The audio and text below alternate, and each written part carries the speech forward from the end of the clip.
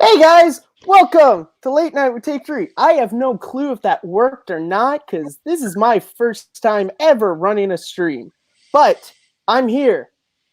And, well, I'm not alone. Because as the view count and the non-commenters will tell me on Take 3, you guys hate it when I do shit on my own. But I'm here with a fantastic panel to talk about action movies with, if you couldn't tell by that intro. We have first up, he is a consistent panelist on Take 3 Things because we love him so much. Ryan, how you doing, Ryan? I'm doing well, sir. Thank you very much for having me. Happy Friday to everybody. This is going to be a lot of fun. Action movies on a Friday night on Take 3 with three gentlemen such as ourselves. What could possibly be better than that? I don't know, but we're about to find out. We are about to find out. And we are also joined by a man. You know, when I was putting this panel together, I said, look, there's a couple of things. We need some great panelists for this. We really do. So I put out a call because there was action. And I said I need to put out like a call to action. And Paul DeMuso couldn't be on, so I got Billy instead. Good. Because that little initials, whatever he calls himself these days, PED or STD, I don't know what he calls himself. He doesn't know anything about action anyway. He lives a very sedentary lifestyle. So oh no, I think a man with children knows enough about action. His kids are like 30 now or something like that. So it's been a long time. He'd be like riffing off like action movies from like the black and white ages of Charlie Chaplin action movies or something like that, which Kaiser would be down for, but not my cup of tea. Not your cup. And I am but a member of the Action Army, so I love team action and action movies. You know what we need? I assume, have you guys all seen Jay and Silent Bob Strike Back? Yes. Okay.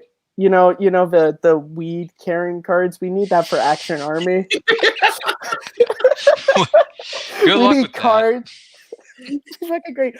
This is off the fucking rails. All right. So yeah, guys, we're talking about action movies tonight. We're going to be giving our top 10 action movies list, and I also have some questions that I'm going to spring that I came up with a couple of minutes before. Also, I think I fucked up that intro and forgot to select share audio. So there's no audio to that because fucking Streamlab just doesn't immediately share your audio because they want to fuck me with something I spent an hour working on. Yes, that 30-second piece of shit video I spent an hour on. Maybe we'll close the show with the audio. All right, so they'll have that to look forward to. Yeah, we can replay it. Maybe. I don't know what the fuck's happening, but I don't know. Excellent. What I do know is we had a viewer. I know that because I could see it, and we just lost a viewer.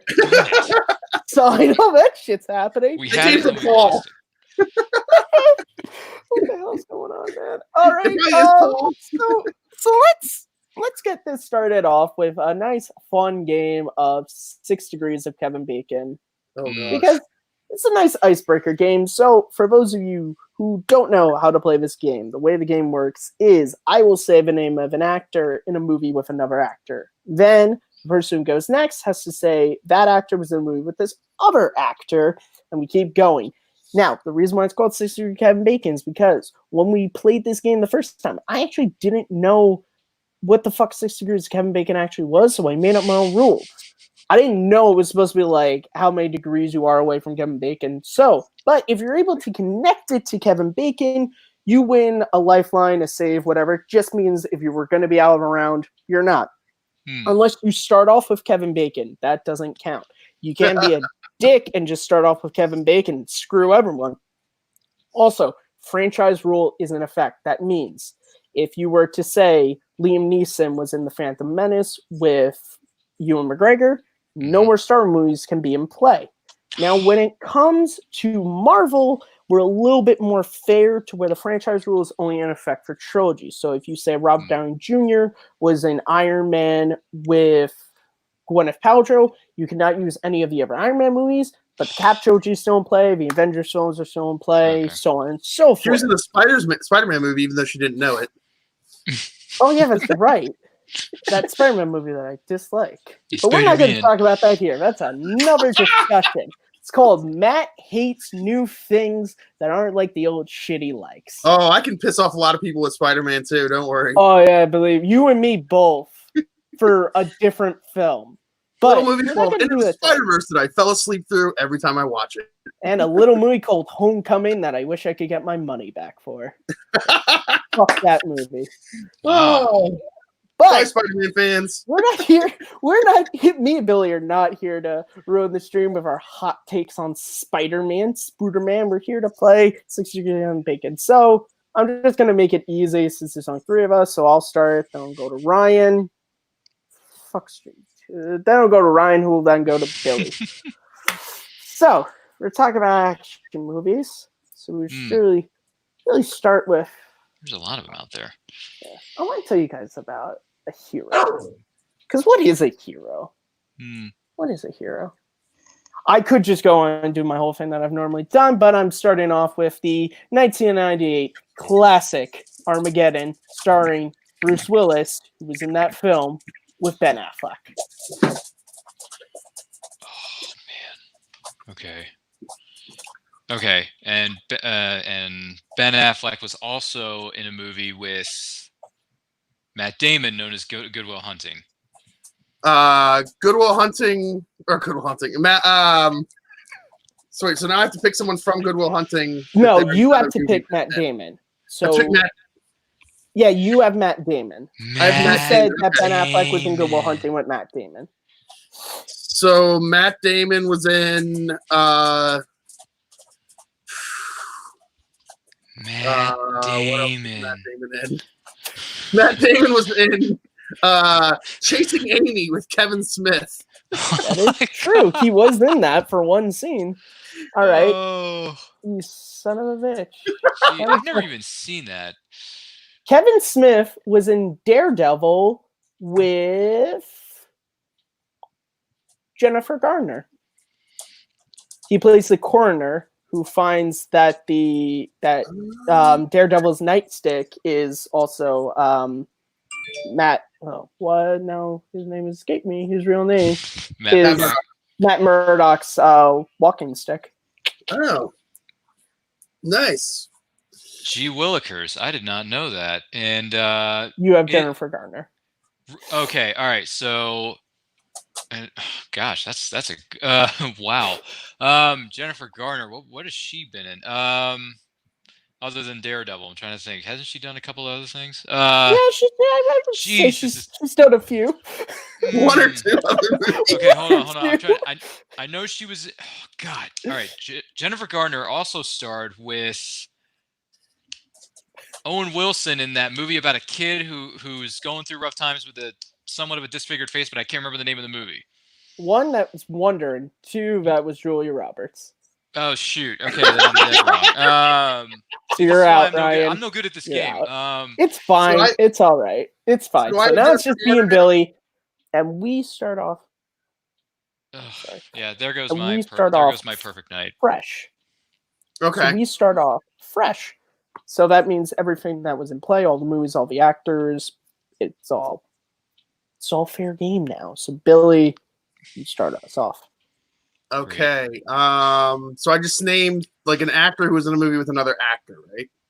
Or just I say Yeah. an actor who starred in a movie. Just give me 1 second.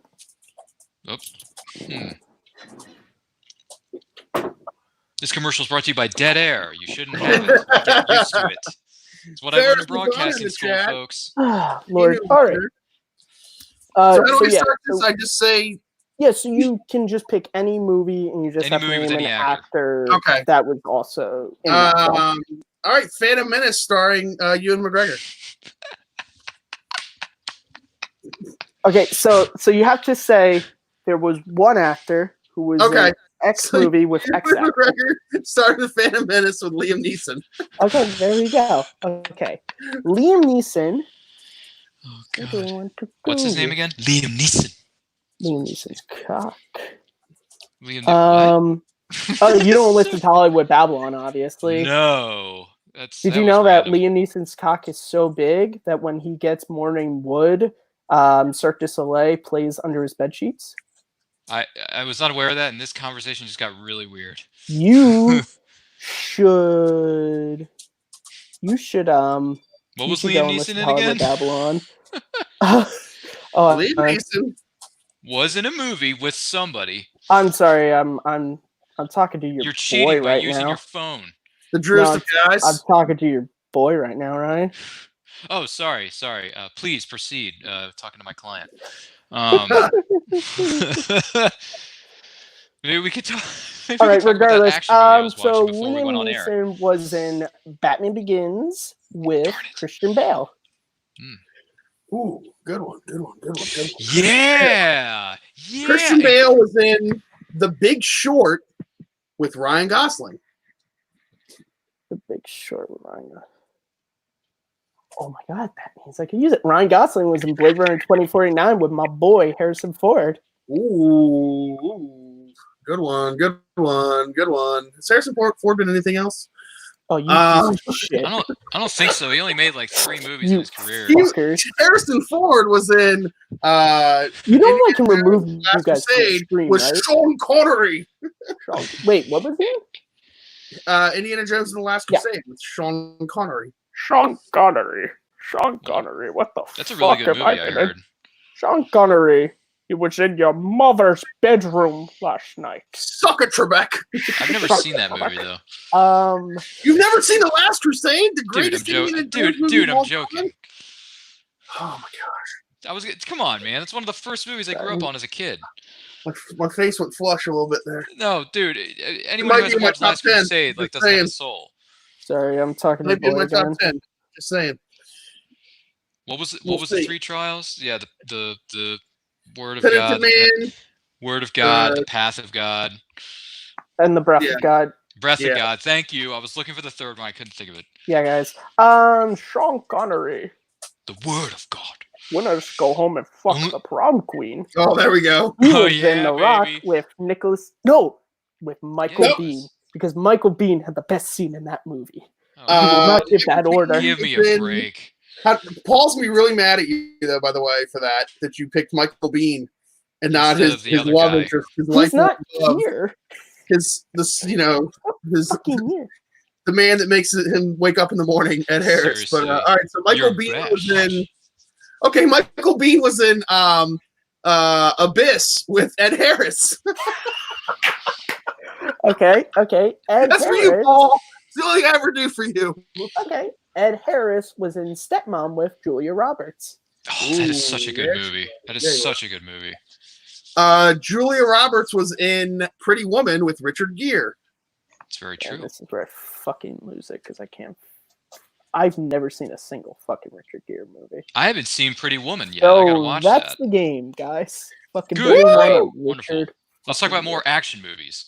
Yeah, so let's get to that. I just like to start with that just No, to it's a good icebreaker. Don't get me wrong. elongate the show, in all fucking honesty. So, so before we get to top 10 lists, I'm going to throw out my questions for you guys.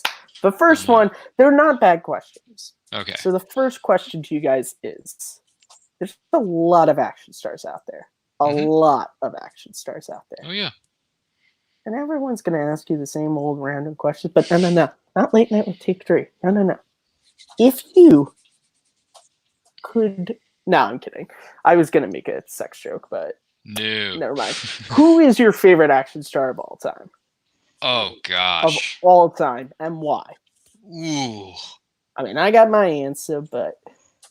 Well, Matt, I think we know. We might know who yours is. Oh, yeah? Do you think? Possibly. Okay. I wonder if you're right or not. Come on, Bennett. Let's party. that's- Might not be him, Ryan. It's not me. Mine is Yippee Ki Yay, motherfucker. Okay. It's Bruce Willis. my Talk about Bruce God. Willis. Wait, It's a the great- greatest action hero of all time, the everyman, the man that made you think that I could be an action star. I could crawl through some air vents, some heating vents. no you shoes know. on. I could get shot up and like beat up, and I could crash a motorcycle into a helicopter. You know, I could do those things. Okay. Yeah, Bruce Willis is the greatest action star because Die Hard is the greatest action movie, and if you're gonna be in the greatest action movie, you got to be the greatest action star. I do have a hot take that what's the one? Live Free or Die Hard is better than Die Hard 2. Not a lot of people think that because Die Wow. Hard 2 is a trash bucket. I will not besmirch my favorite Die Hard sequel here, people. Oh, come on, man. Die Hard 2 is like just not that. Die Hard 2 is the only sequel that keeps to the spirit of the original.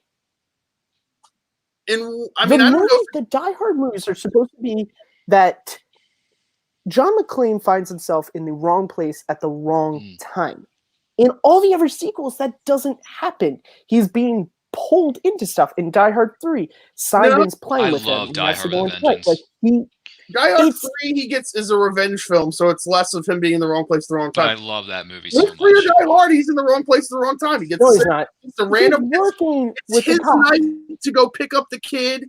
Like he just happens to be on duty. They need to go pick up the Understand. kid. They think it's a nothing, arrest. I He goes understand that, but arrests the kid and well, my other issues with Live Free or Die Hard is I think you mentioned it just gets way too crazy, and he just tempts. Which again, I get the dire moves, all the things, but just like those later ones, the trilogy for me is where it ends. Like the Live Free or Die Hard isn't bad. And look, A Good Day to Die is my least favorite film of all time. Oh, it's bad. Talk about that fucking piece of shit. oh, that's horrible. The I last wish I one- could get my money back for seeing that in the theater. Okay, so story time, guys. It's action movie, so it's really so that movie came out when I was in 10th grade. I was a huge action movie fan. And I wanted to see it. I remember it came out on Valentine's Day. Aw. 2013. I wanted to go and see that movie. Mhm. But I was in sophomore year. I couldn't go to R-rated movies by myself. And my parents, like, one, they're not really action movie people, and two, they're not really movie people. So they weren't going to take me, nor were they going to do the buy 2 tickets, take them in, and then leave them. So I had to wait until it came out to rent. And I begged my parents, let me rent it, and they let me rent it. I remember it was great. It's a Saturday night. I forget where my siblings were, but they weren't there. And so it was just like movie night. And I rented the movie. I got 20 minutes in and I stopped watching it because Yeah. I was so confused, didn't know what was going on. All I knew was Bruce Willis was not John McClane. And I went back before the rounds of period ended, and it's just like, I've never been more excited for a movie and then more let down by a movie in my life. I don't think I ever will be. So finally, fuck that movie. Ryan, Yeah, your favorite action star. Also, Bruce Willis starred in Armageddon. So, you know. he did. He And did. Hudson Hawk. Man, that movie. Speaking of, holy shit, how did I forget it? I actually, I have it. Oh, there it here. is. Just Dude, read- that's I the just always widescreen. have That's old school Armageddon. DVD right there. Yeah, it is. My Widescreen. my close personal friend John the Outlaw Rocco loves that movie. Really? Oh, that's Oh, right. He that's does talk so about it a couple nice. times. Yeah, He's a massive he's a Armageddon great guy. geriatric man. I Outlaw. love him. He is. The He's Outlaw. everyone's grandpa. He's everyone's Hashtag grandpa. Outlaw Who's old Nation. enough to be everyone's grandpa? Some of us, yeah. No, everyone. Everyone. Some of us might be too old to be their grandpa. I guess that's not how it No, works. not yeah, Rocco. he can still be everyone's grandpa. Yeah. So, all right, Ryan, your favorite action star of all time. That's a really hard question. Well, let me ask you this: Does it have to? I mean, does it have to be a specific actor, or can Ryan, are it you be? fucking asking me specifics on a question that is, who is your favorite action star? There's I not really mean, a lot of it's wiggle hard to room in say. there. I really don't have a favorite. Like I don't. What's have your favorite one action person. movie? No, you Well- can't spoil your top. Well, I 10 can't list. spoil the top 10 list. That would be I unfair. did. But Yeah, okay, we you know know what? you I mean, did. forget it. I'll just. All right. I'll answer the question. Stop beating around the bush. I'll just say Keanu Reeves. Ooh, All I right. like it. I That's That's like it. That's a I good don't choice. I don't have a specific favorite. I really don't have a number one. If I have to pick someone on the spot, I'm gonna go with Keanu Reeves. That's honestly, you might be like he might I be the thought- greatest action star of all time. All I, right, well, I that's my I don't answer to the understand. question. no, dude. That's I look. I know I put it on the spot Yeah, because it's I wanted Keanu. these reactions because this was a lot more fun for me. I mean, he was in a Also, movie with that girl from the bus, so. we will talk about that movie in a bit. My favorite action star of all time, guys. He's Who could it be? Who? What's this person's name again? What I was it? wonder who you guys think it is. I wonder, Ryan. Is it they Arnold named or is after it American Arnold car? Schwarzenegger or is it Sly Stallone? It's Harrison Ford. Oh, I thought it was Sly. I'm sorry. No, guys. Oh, it's not. Jean-Claude Van Damme. No. Don't you mean Jean-Claude Van Colonel Damme. Guile? Colonel Guile. Yeah. Colonel Guile. Oh my God! Van Let's not Damme. talk about that horrible So movie. Harrison Ford. Look, Hey, that is Harrison not a Ford, horrible movie. He That is not a just an horrible action movie. star. He is not just an action star. Also, that is my favorite video game movie of all time. Really? not have More than Mortal Kombat? I'm shocked. Fuck yeah! Well, because Van Damme's in it, Okay, Which is- fair enough. Raider. which is weird, considering the fact that Mortal Kombat was originally a game about Jean-Claude Van Damme. So why Mm, wouldn't they cast him as Johnny Cage in the Mortal Kombat movie? Who knows? But regardless,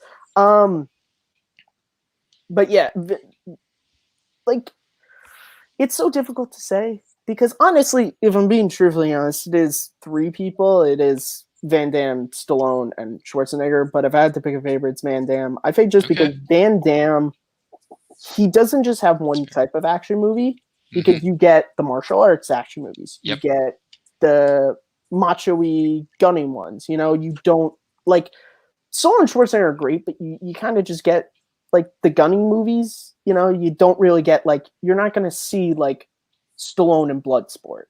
mm, You know what I'm saying? Or Yeah. like Hard Target, where it's like a cool mixture of the martial arts and the gunning. Like Or it's a Time great Cop. like or Time Cop. You know, it's which a is another great- good one.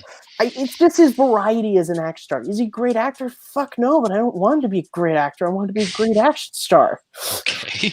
I will say that I think that Stallone has a little more range. Like Arnold is Arnold. Like the only non-Arnold movie he ever tried to make was Kindergarten Cop. If we're talking about, excuse me, I'm sorry, Twins. Well, Twins isn't an action movie. Twins is a comedy. Oh, I mean, you're that's talking not about an an comedy action film. movie. Oh, you're Where talking he's like about trying. He's not just Arnold, like that biggest True. dude Yeah, yeah. throwing trees at people. And I love, Yeah. yeah, but I love Stallone. I love, Stallone has Get Carter. so That's funny, a different kind of Vincent. action movie. yeah, but it still is a gunning movie. It still is like, yeah, bullet to the head isn't exactly the same thing, and he has an axe fight, but it's like, at the end of the day, I mean, You you know? compare Get Carter to like First Blood Part 2. First Blood Part 2 is a gun movie. Like it's like let's shoot every gun we have in the American But I- arsenal. but again, I say compare Kickboxer to. I mean, Van Damme does Hard karate Target, or like- whatever in every single one of his movies. There's no movie where he doesn't do martial arts. So He does the splits. Sudden Death. He does no martial arts in Sudden Death. Sudden Death. Which That's a one's great Sudden title. Death? That's a great title for a movie. You shush your mouth, Bill. Which one is Sudden Okay. Death? You fucking. But that's a good. That's hey man. Look, if you like That wasn't on JCVD, TBS then own in the up to it. afternoon when Man. I was growing up, like every other Van Damme movie. You fucker. Yeah, no, that's yeah. I mean, Stallone Which- is Stallone. You know, Which was he's better, Universal Soldier or Universal Soldier: The Return with Bill Goldberg? Universal Soldier. Just don't even start with me. All right, guys, and now we're gonna go to the second question, which is Oh, not really a favorite thing, but I just we've done a lot of episodes about like we just did an episode on DreamWorks and we've done DC and everything, but the one question that is never really asked when we do these with these panels I want to ask now is why do you love the genre? Ryan, I'll go to you first. Like, why? Again, it doesn't have to be a really crazy answer. I know I'm putting you Yeah, on the it's spot. but just like, why do you love this genre so much? You wanted to come on to a show on Friday night to talk about these movies. Like, what is it about the genre for you? for me, I mean, I like everyone else. If you're a movie fan of any shape or size, I grew up watching certain films, and some of those films were action movies, and those just happen to be a lot of fun to watch. And plus, if I'm angry with somebody and I want to take out my frustrations and stuff, like watching an action movie is a good way to like these characters that I look up to or that I enjoy watching, they take out my anger for me on their, enemies in these movies. So it helps me from releasing my anger on somebody else, because I don't want to get in trouble. So the action movies help with that. And plus they're fun to watch. And especially if you watch a specific action movie that's so good with the action sequences, whether it be the choreography of the scene or the way a scene is shot or the way it looks and the way a character interacts with his environment. It could be a lot of fun to watch. And if the score or the soundtrack is even good, it makes it all the more, just cooler or better. So I like the action genre for those sets of reasons. All right, Billy, the same question to you. My dad was in the Marines. So we were a military family, a lot of military in my family. One of the hallmarks of action movies is the military. Mhm. I grew up in the 80s, so it's the kind of that sort of tentpole action movie decade where it's you have the big hero who's fighting against all odds, and most of them he's representing America or Law and Order or good versus evil. I mean, really, that's what an action movie is all about. It's about good versus evil. It's like most storytelling, no matter what genre it is, it's you want the good guy to win, you want the bad guys to get their comeuppance. And action movies are the ultimate version of that. It's the good guy's going to win. He's going to shoot a lot of guns and do a lot of cool things, or he's going to do a lot of karate, or he's going to, do a lot of crazy, he's going to kill a lot of people who are bad guys, He doesn't kill good guys, he kills bad guys, and the bad guys deserve it in action movies. And so it's very simple storytelling in very complex ways, which is always good for me. And like any good form of entertainment, it's to get you out of reality. In reality, you can't shoot everyone or shoot your enemy, but you can still kind of there is still a connection of they're defeating their enemies, and you want to defeat your enemies, and so it is a very cathartic thing, kind of like Ryan said,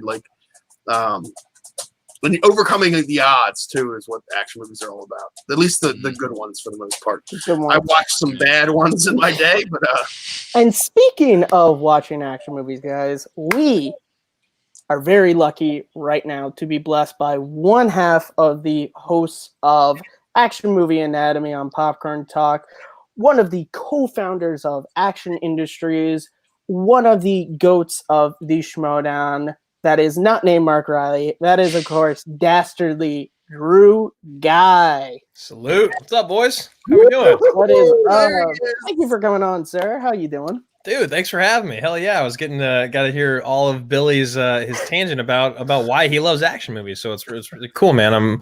I'm excited to be here. We literally just ended our stream over on our channel. So thank you guys for letting me show up a little bit late. But yeah, man, I'm happy to be here. I hope the sun stays up for long enough. But how you guys doing?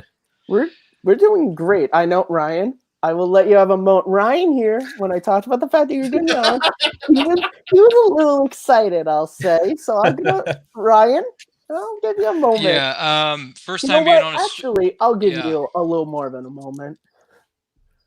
Oh, jeez. There it is. Just us, man. You That's and me. great. This is the only reason I signed up for the show. And it's a very good and valid reason. But anyway, this is the first time I'm being on a stream with any member of the Movie Trivia Schmodown competitors community. So thank you for being on here, Andrew. I am a fan. When you guys in your storyline when you broke up, I was Team Guy. So when that started, and I still am to this day. So man, I'm in the presence of some greatness here. This is awesome. But yeah, thanks for being here. I'm a fan of the Schmodown. Been a fan for a long time. Love watching you and the other competitors duke it out. And man, your entrances, the way you carry yourself with that swagger. I mean, seriously, you are this 21st century's version of Ric Flair. You're just doing it so good, and you're doing it so much better. You got it all, man. You can style, you can profile, you can kill it on the mic. I mean, you got it all, man. Thank you, brother. No, I appreciate you saying that. I've been a fan of Take 3 for a long time, so I'm very excited to be here and talking action movies. One of my favorite genres. It's not my favorite, but it's got such a great place in my heart now, especially because of what it's done for my career. And also the amount of people that it's got me closer to, because obviously action movies on our show, Action Movie Anatomy, that's the segue. That's what we talk about usually first on Twitter. That's the way that a lot of those first engagements happen. It's like, oh, I saw your show, or I saw your tweet regarding X movie on AMA. And that's where a lot of these friendships came from before the Army was the thing. So yeah, man, action movies. Let's do it. What are we talking, Kernsey? Well, actually, I just also hold on. Salute, Belford. How you doing, brother? I'm great. Salute, Kernsey. Great. I actually just got finished asking some questions, and I'll ask them same ones to you. First one, starting off with, is who's your favorite action star of all time? Oh, I put them on the spot as well. Yeah, that's a big one. My favorite action star of all time, it's got to be Cruise, man. It's got to just be Cruise. Like, at this point, it's funny because before doing AMA, I was a Cruise naysayer. I was a person that was like, Cruise fell off. He's crazy. He's jumping on couches. He's into Scientology. It sounds like he's like, I don't want to say abusive of Katie Holmes, but it sounds like he was like incredibly controlling. And there was this whole thing about him where I just wasn't into Cruise. But after doing AMA for as long as I have, and after also just getting older in my life and recognizing that, like, there's a lot of stuff that I did in my younger years, and, I'm probably still going to do as I get older, that I look back on, I'm like, why did you do that? What possibly inclined you to do something that stupid, or that crazy? And it just happens as you get older. So I think also, as you get older as a man, you look at someone like that, and they have their flaws, as we all do. And the guy does his own stunts. Like, he's the guy that drives the car. He's the guy that flies the helicopter. He jumps off the roof. He's in better shape than I am, and he's 20 years older than I am. I was going to say, like, he's the type of guy that you get older and you go, you piece of shit. Yes, dude. You get so upset because you're like, how? Like, yes, you have the millions and millions of dollars, but you still have to have that discipline. Like, the millions and millions of dollars just means, like, well, dude, I could eat my favorite meal every night for the rest of my life. Doesn't matter how much it costs. Doesn't matter if that meal evolves. Like, I could just do that. But it's still about being disciplined, and, like, the idea that he's okay jumping out of planes and flying helicopters and flying jets and driving these cars and these motorcycles and all this stuff, holding his breath for 7 minutes. Like, what? Like, training with Navy SEALs, dying, essentially, like actually simulating drowning with them to understand what your body goes through, so that when you're shooting this scene that you don't even need to do this for, when they're like, you don't need to do it, Tom, like, we could just shoot it underwater and, like, you could breathe like a normal actor would. He's like, nope, gotta hold my breath for 7 minutes. I'm gonna do the thing. Go ahead, Billy. My favorite Tom Cruise story is the Simon Pegg story, when he first came onto to Mission Impossible. They're gonna do the car scene with him and Tom in the car, and he's like, well, who's gonna be my stunt driver? And they're like, Tom. And they're like, no, like, seriously, like, they're like, no, Tom's the best driver we have. He's gonna be driving. It will be Tom.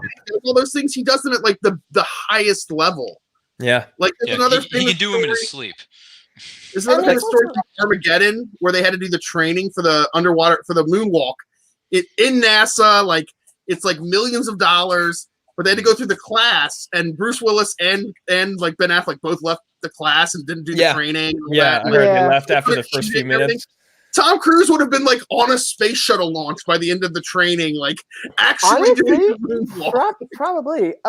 Yeah. You've heard he said he wants to go to space. He wants to take Mission Impossible to space. They just can't do it yet. Yeah, that's what they're trying. To be in space. Tom Cruise. I think the cool thing about Tom Cruise is, like, for a guy who, like you said, Andrew, like, he has all these millions and everything, the fact that, like, he still is willing to do all this stuff and, like, learn new things and all that, he could just have, at a point, just, like, kept playing, like, Maverick and, like, all movies and made a bunch of money, but, like, the fact that, like, he does roles like, Edge of Tomorrow, which is, like, a completely wimpy character, and then he comes and he does the Mission Impossible movies in 2010s, which I think Mission Impossible Fallout might be the best action movie of the 2010s, maybe. Wow, like, it's pretty incredible. I mean, it's tough because Mad Max is in there. There's a handful of them, but what also is really interesting is, like, you look at actors as they get older, and there's a lot of them. I mean, you look at Willis, you look at Gibson, you look at De Niro, even you look at Pacino.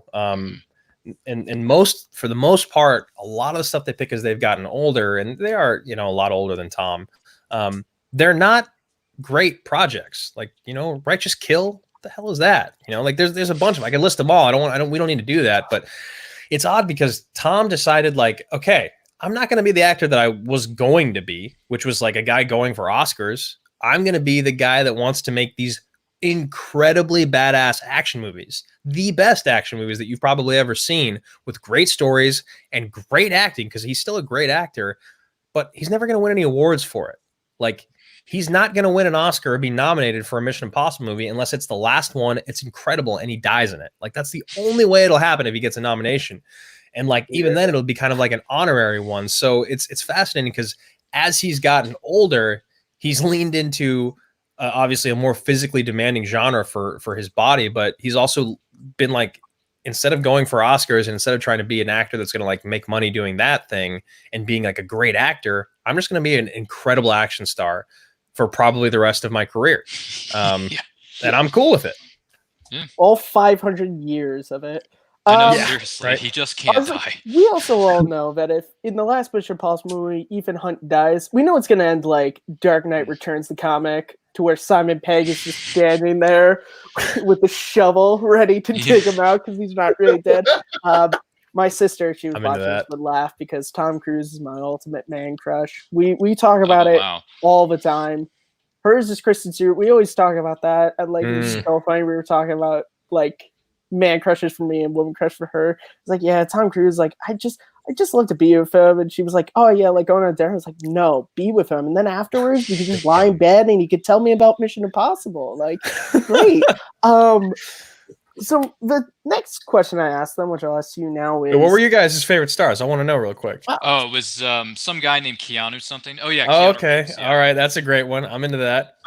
Little guy by the name of Bruce Willis. Okay. Bruce yes. Willis. Love it. Keanu did kind of the same thing with his career that Cruise did. Yeah. Jean-Claude Van Damme. But Jean-Claude. Okay. All right. Jean-Claude. Yeah. But now, well, okay, we had this discussion. Ultimately, it is probably Stallone, if I'm being honest. But Van Damme for the variety of the action movies he's able to do. But now I'll ask this question. Why do you love this genre? Why do you love this genre so much that you would be on a show week to week talking about it? And you would come on to a great view count, as you can see. We got all three of them. Hey, just to talk about it. And it's probably just because of you, because we had Quality one minute left. But regardless, why do you love this honestly genre? was trying to retweet it, and then I got, I was trying to put it up on Twitter, but then I got brought on, so I Well, you put it on Twitter, and I'll pitch my my TC wins an Oscar movie. It's TC, a little director by the name of Stanley Kubrick, where he plays a hard-boiled cop trying to hunt down the leader of a gang by the name of Nicolas Cage. Imagine Nicolas Cage in a Kubrick movie together, then maybe his head would explode. Yeah, and also just the two of them hanging out, my head would probably explode. Look, Nick, here's the thing: we were in the movie that's being directed by Stanley Kubrick.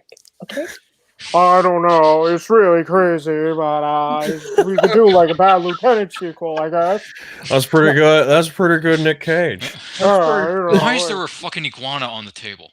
What is there an iguana on the table, Tom? That is my iguana. There ain't no iguana. For the next Mission Impossible film where I will eat an iguana. Or is that stunt you're doing in the next film? Don't question me, Nick. You can't eat an iguana, man. It's TC. TC. It doesn't hurt anything.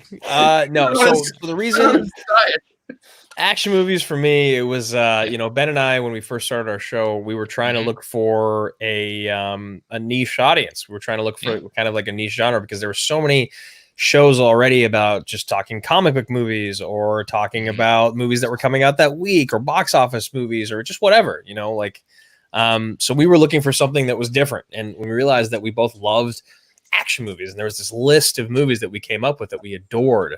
There was like all these rules about them that we realized kind of were true in most of these films. So I think what I love about action movies is that, there is the idea that you can watch an action movie and just turn off your mind and just kind of like popcorn action movie flick, right? But there's also the idea behind action movies that the best part of action movies are actually the moments in between the action, right?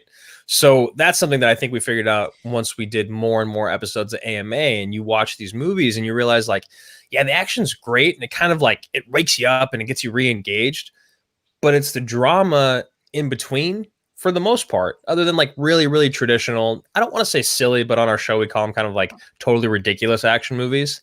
Those ones are usually just like the best part is the action because there isn't really much of a storyline. But like the great action movies like The Rock and Point Break and Gladiator, these movies, even movies like Lethal Weapon, which I'm not as close to, and even the Die Hard movies, like which I'm also not as close to, but I still love them. They still have great stories.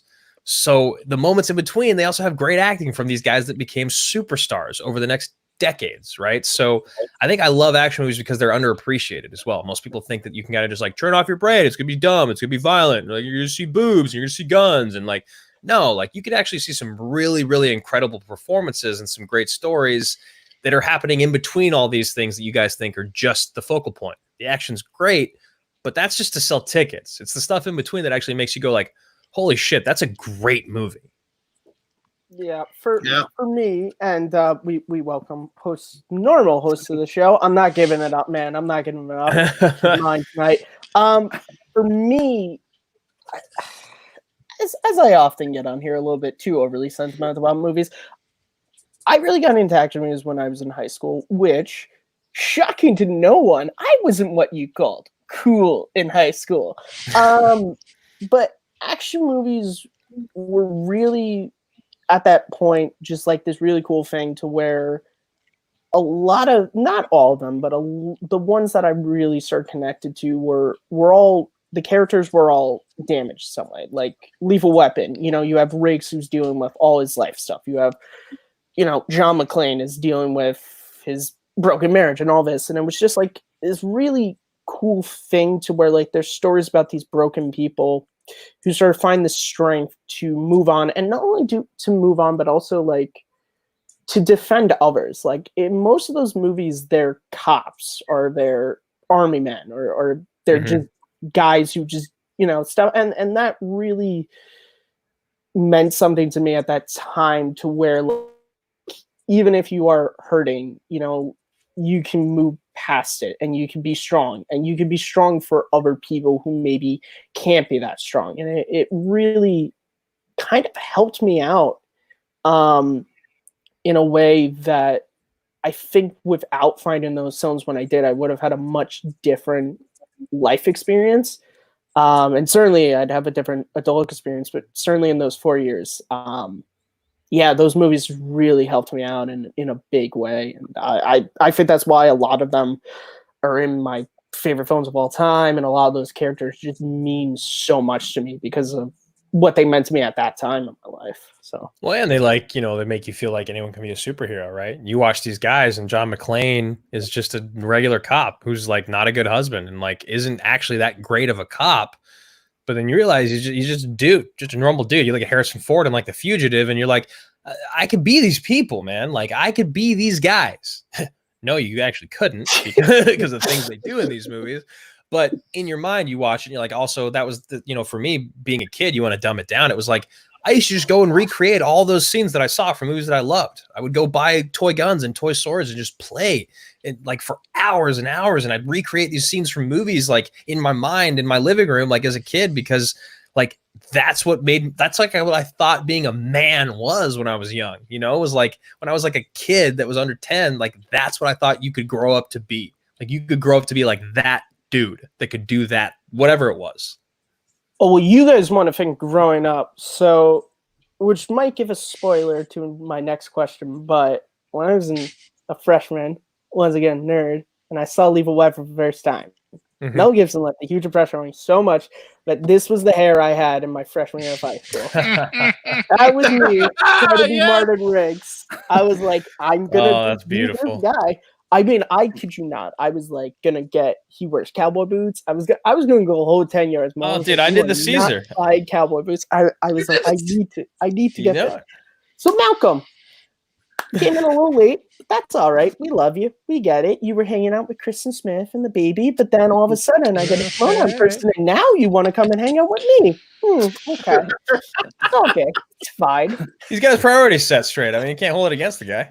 No, He's a busy man. So Malcolm, who's your favorite action star of all time? I mean, like for me, I actually came into action movies sort of really late in the game.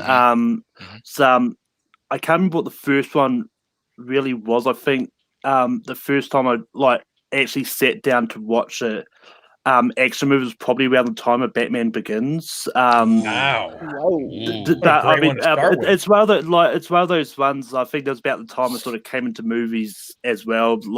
Started actually really getting to sort of watching movies, because back in school, I never really was a big movie guy, but I kind of gradually sort of moved on to this. As Matt can say, there's a lot of movies I haven't seen.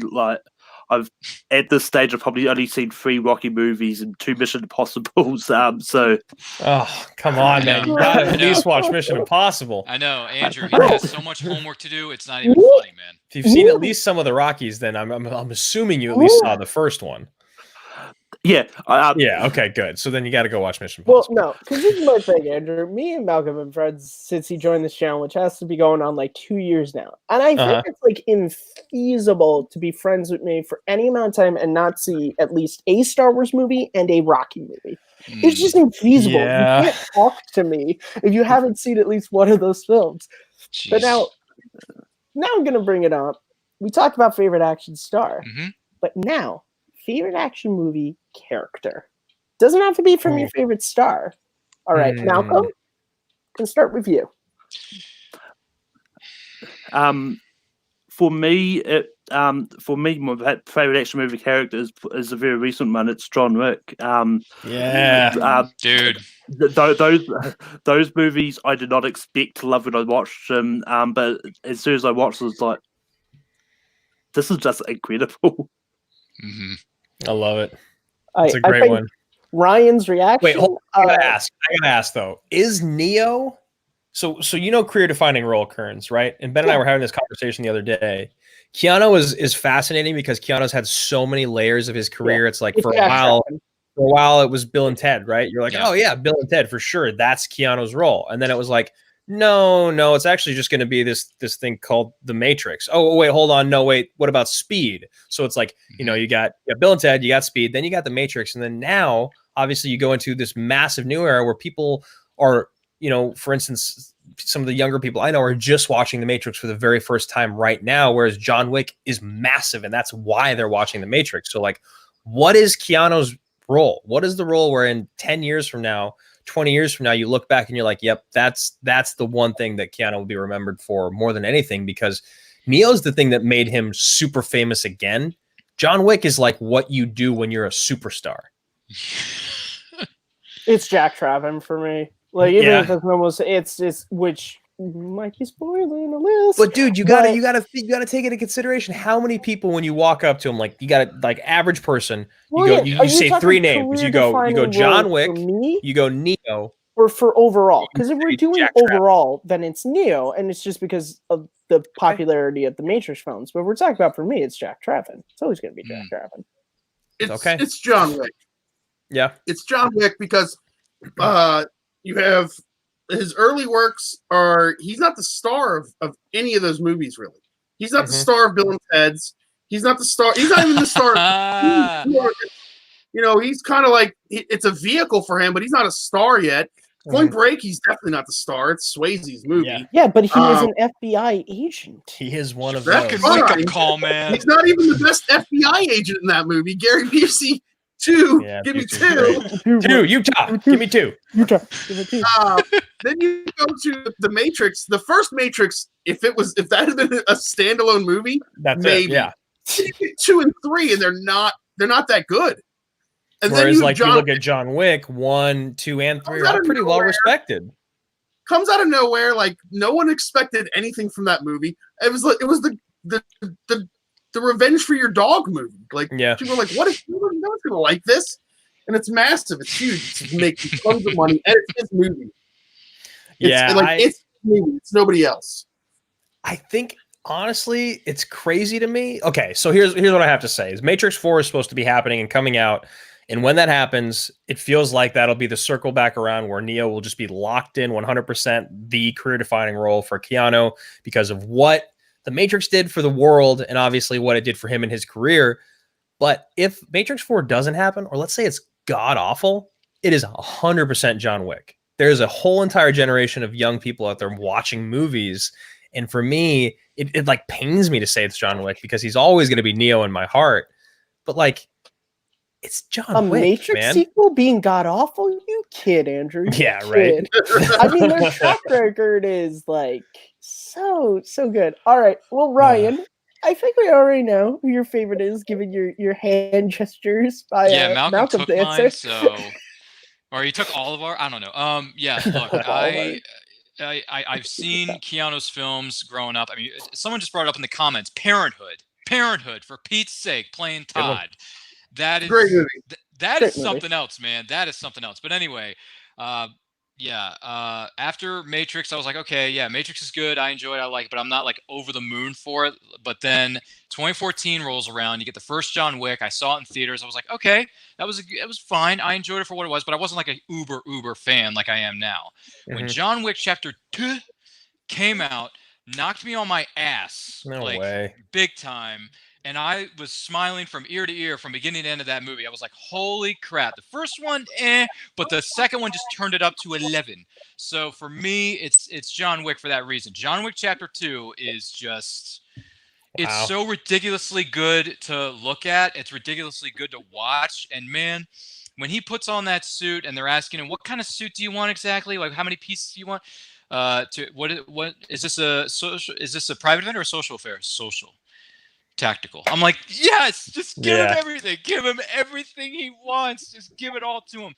And then he's underground in the catacomb. I could go on and on. But anyway, it's John Wick. If it wasn't for those movies, I would probably say a different answer for you. But in this case, it's got to be John Wick because I love that trilogy so much so that not only do I have the Funko Pop of it, I have the trilogy of it on Blu-ray, and I just bought a minifig version of John Wick from a vendor on Facebook Aw. earlier today during a Comic-Con or during CyberCon, which you can find on Facebook that I'm a part of. It's insane. I love John Wick, period. All right, well, Andrew, they're having this discussion in the chat about who they think your favorite is. Are they correct or not? They say it is.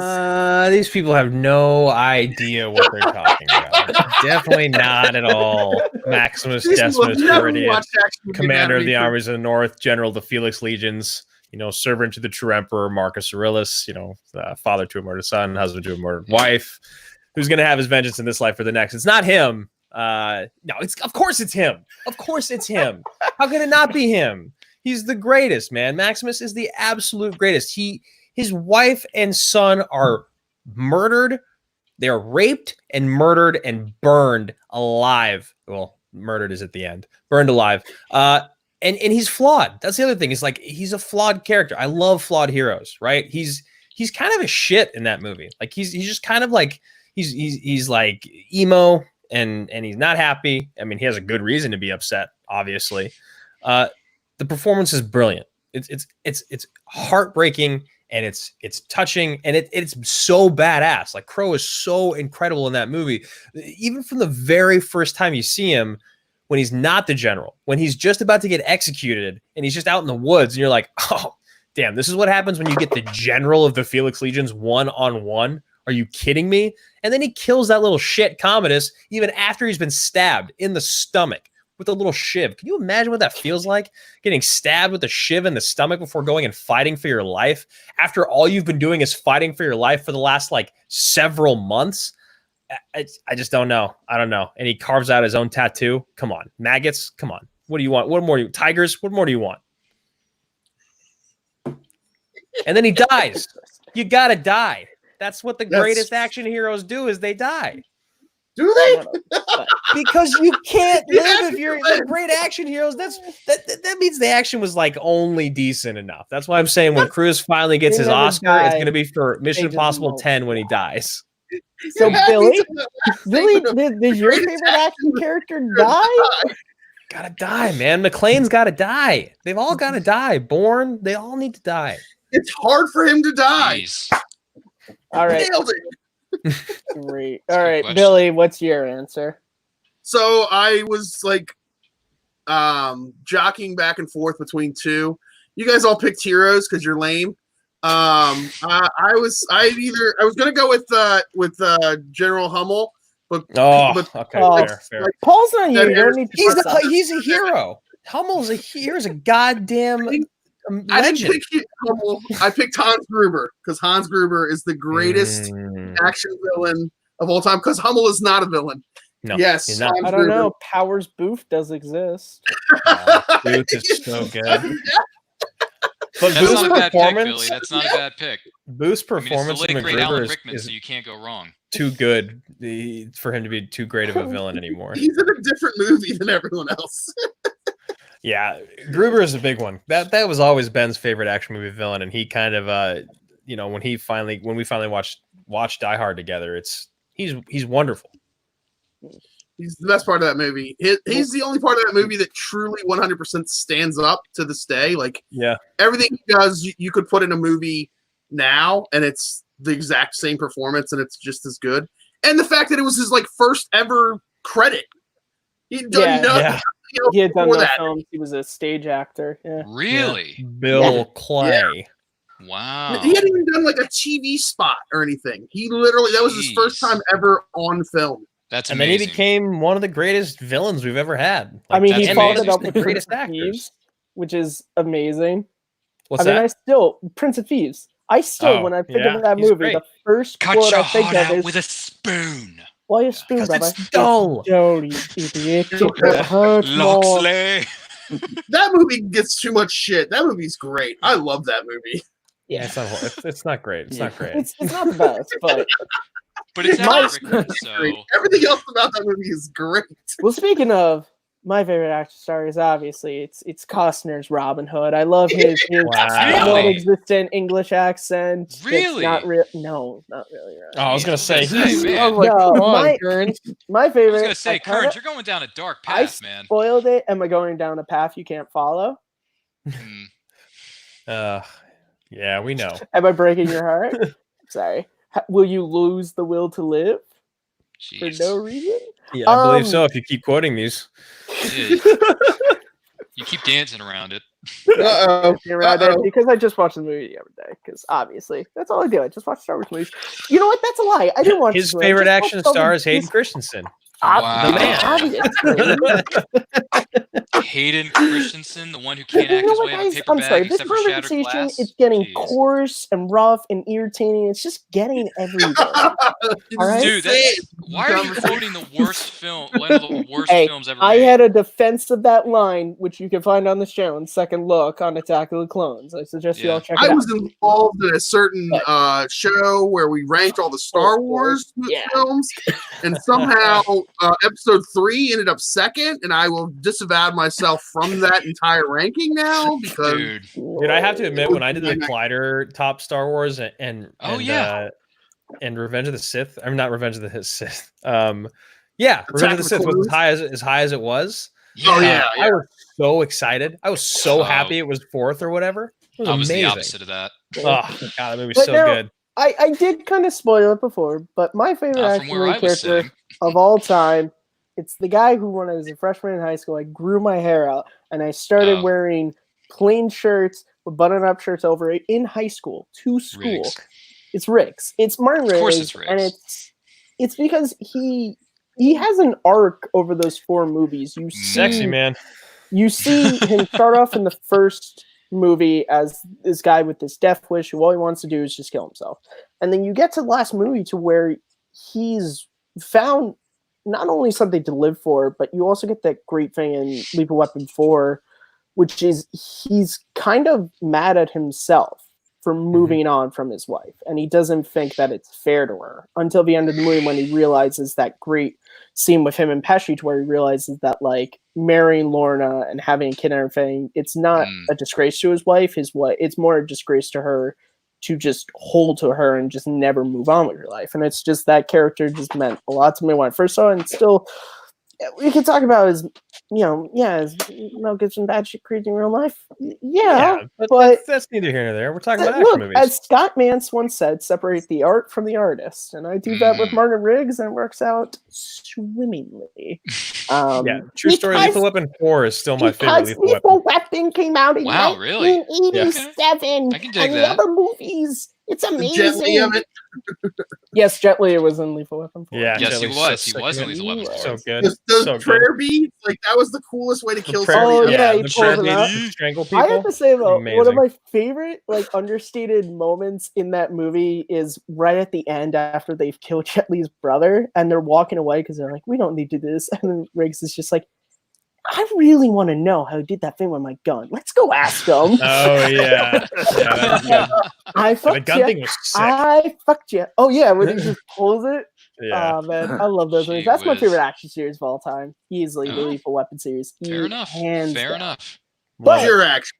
we have, which I know is probably not fair to Malcolm and Andrew because they weren't originally going to be on, but we're going to get into the discussion of top 10 action movies of all time. Currency, I actually, before you get in the list, I actually have to head out, man. We're at an hour now. My laptop's about to die. So this is what I stream on, but I appreciate you having here. I'll try to catch the rest of it on my phone so I can watch you guys, but you'll have to have me back on for when I didn't just stream on my channel and also when I'm plugged in. So we will gladly have you on, and thank you so much, Andrew, as always. It was nice Before meeting you go, you, Andrew. Please let everyone know where they can find you on the interwebs. You guys can just find me at Andrew Guy on Twitter, and that'll probably be enough. You guys can go find everything else from there, but big time salute to you guys. Go check out Action Industries on YouTube as well. Thanks for having me on. I really appreciate Take 3, man. I really appreciate you having me here, and Billy, it's always good to share some screen time with you, brother. Hell yeah, man. We here at Take 3 love Andrew Guy, not just because he was one half of one of the first Schmodown people to ever actually accept one of our DMs on Facebook. It was very nice. It was very nice meeting you, Andrew. And nobody wears a pair of shades quite like you, man. Hey, thanks so much. You guys take care. Have a great rest of your show. All right. Take care, Andrew. Thank you, Andrew. All right, now we can trash Gladiator. All right. Oh my God, man! I love him. All right, so we're going to get into top 10 action movies now. Malcolm, do you have a list prepared or not? I don't, but I'm probably going to have to duck out in a bit as well. I did. It's why I got you to host, because I knew I wasn't going to be here, but I'll be here for the whole show. I'm just saying here, this fascinating thing. So Malcolm comes in with Schmodown person here. Give him a break. Then Schmodown person leave, and then all of a sudden Malcolm's got other shit to do. Yeah, Andrew's not here anymore, so Malcolm's like, I'm out of here. Fascinating. Is the baby going to wake up from the nap? Is that what's I'm going not on? saying anything, Malcolm. I'm not saying anything, but I'm saying everything, but not saying anything. But thanks for being here anyway, Malcolm. No, we love you, Malcolm. We know that Malcolm hosts 15 shows spread over. And now he's hosting Full Metal Classic. So yeah, he just added a 7th. You know that show 19 and Counting? That's the real biography of Malcolm on YouTube. I think it is. Just for shows. It's just he's doing everything. But now, Congratulations, Malcolm. by the way, Malcolm. You can just hang here, and if you ever want to chime in on this. So we're going to do this the easiest way, how I've always done top 10 lists, is top 10 way. I just think it's easy, so we're going to do our bottom 3 choices, then we're going to do our next 2, and then we will do our finals. So who would like to go first with their 10 to 8? And by the way, punting, we are going to have punting in effect. So if let's say I have a movie at 10 that Ryan, you have at 6, punt. Which just means, to quote Matt Nose, it just means we're kicking the conversation forward because you have it higher. Yeah. So who would like to start first? I don't have them in an order yet, so I can go first. I have them in order. Okay. So. It's all right. We can give you a minute. Yeah, Billy, we'll give you a minute just that way, just in case you need to punt something. Guys in the chat, and you guys can give us your answers to the questions. Who are your favorite action movie stars? What's your favorite action movie? Get the conversation going in the chat. That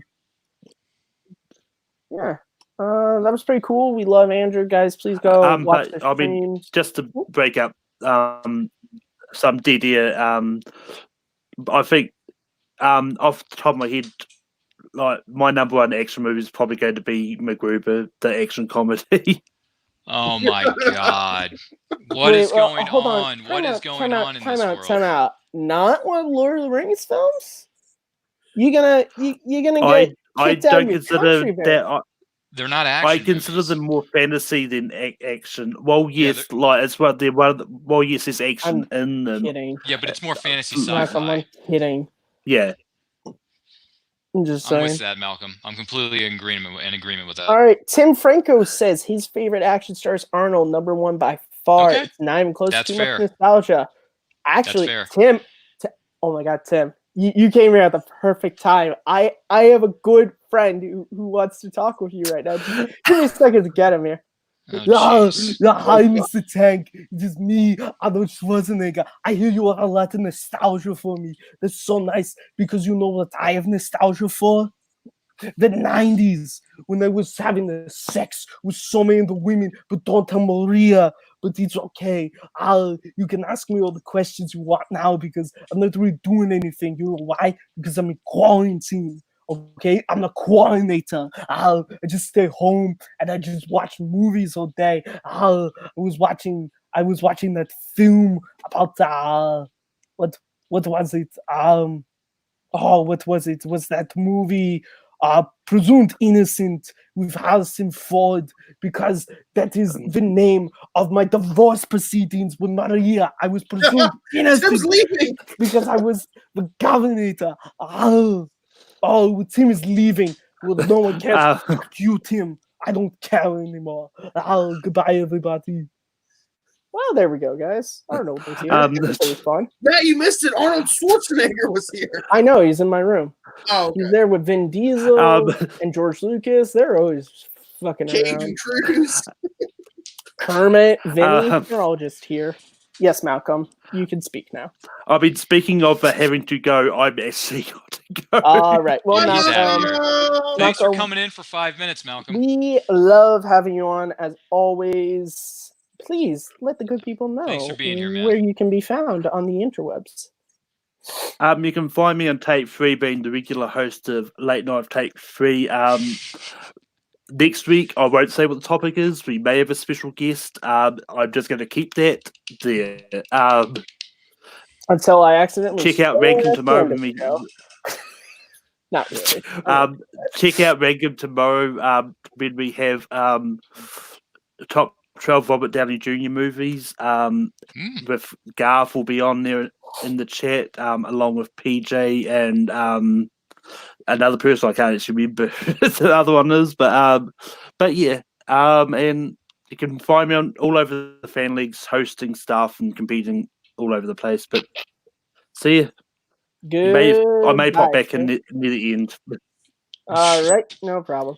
All right, Yeah, so he says. guys, are we ready to go with Yeah. this? Take it off. I'm ready. I've been ready for the All last right. 10 minutes. All right, Ryan, get her started off. What's your number 10 to 8? Okay, 10 through 8 now. That's what we're going with. All right, so what I have here on this list when it comes to action movies, my personal favorite, top 10 favorite action movies. At number 10, I have a little indie film. It caused a major stir in the year of our Lord, 1995. It's called Mortal Kombat. That is a fun movie to watch. I just rewatched this thing on VHS. Yes, ladies and gentlemen, I still have access to a VCR and I still have VHS tapes. They still work. It's great. It's a lot of fun to watch. Some of the fight scenes are great. Reptile versus Liu Kang is the highlight of that movie for me. Johnny Cage versus Scorpions is close I was going to say second. that. It's a highlight for me. Whatever, Russ, whatever. And then coming in at number 9, someone I didn't think could lay the smacketh down on anyone's candy ass, especially at this man's age, but he did it with class and he did it with style, and that's Liam Neeson's Taken. Gonna go with Taken. That's at number 9. That used to be, no joke, that used to be my ringtone when I was in high school, was I don't know who you are. If you're looking for ransom, I could probably, and I kid you not, I had the entire thing recorded from a YouTube video. So if you called me, you just had to sit there and listen. And my mom hated it. She hated it because every time she tried to call me, she just get, I don't know who you are. If you're looking for ransom, I can tell you. But the worst thing is, the reason why I became my answer message is because the one that I had before it was, hello? I'm sorry, I can't hear you. You gotta speak up. I'm sorry, I can't hear you. You gotta speak up. I still can't hear you. Speak up. You're talking to a machine. And then my mom tried to call me once because she was telling me that she was bringing me a book to school, and she got that message and was in the parking lot of my school screaming at her phone. So yeah, then I changed it to Taken. So it worked to perfection. It did. And I want to put it back, but I'm an adult and I don't want future employers to hear that answer message. Probably wouldn't go over well, but continue, Ryan. Yeah, no, that's fine. Yeah, so yeah, what was it? Number 10 was Mortal Kombat. I still get enjoyment out of that movie, no matter how old it gets. Taken, Liam Neeson. You know, I thought of him as one actor, and then he comes in and does the action thing. That's just awesome. Coming in at number 8, I have another film that was a big thing for me in the 90s. I believe it was 98, if I'm not mistaken. I hope I'm getting that right. And that was Antonio Banderas and Catherine Zeta-Jones, The Mask of Zorro.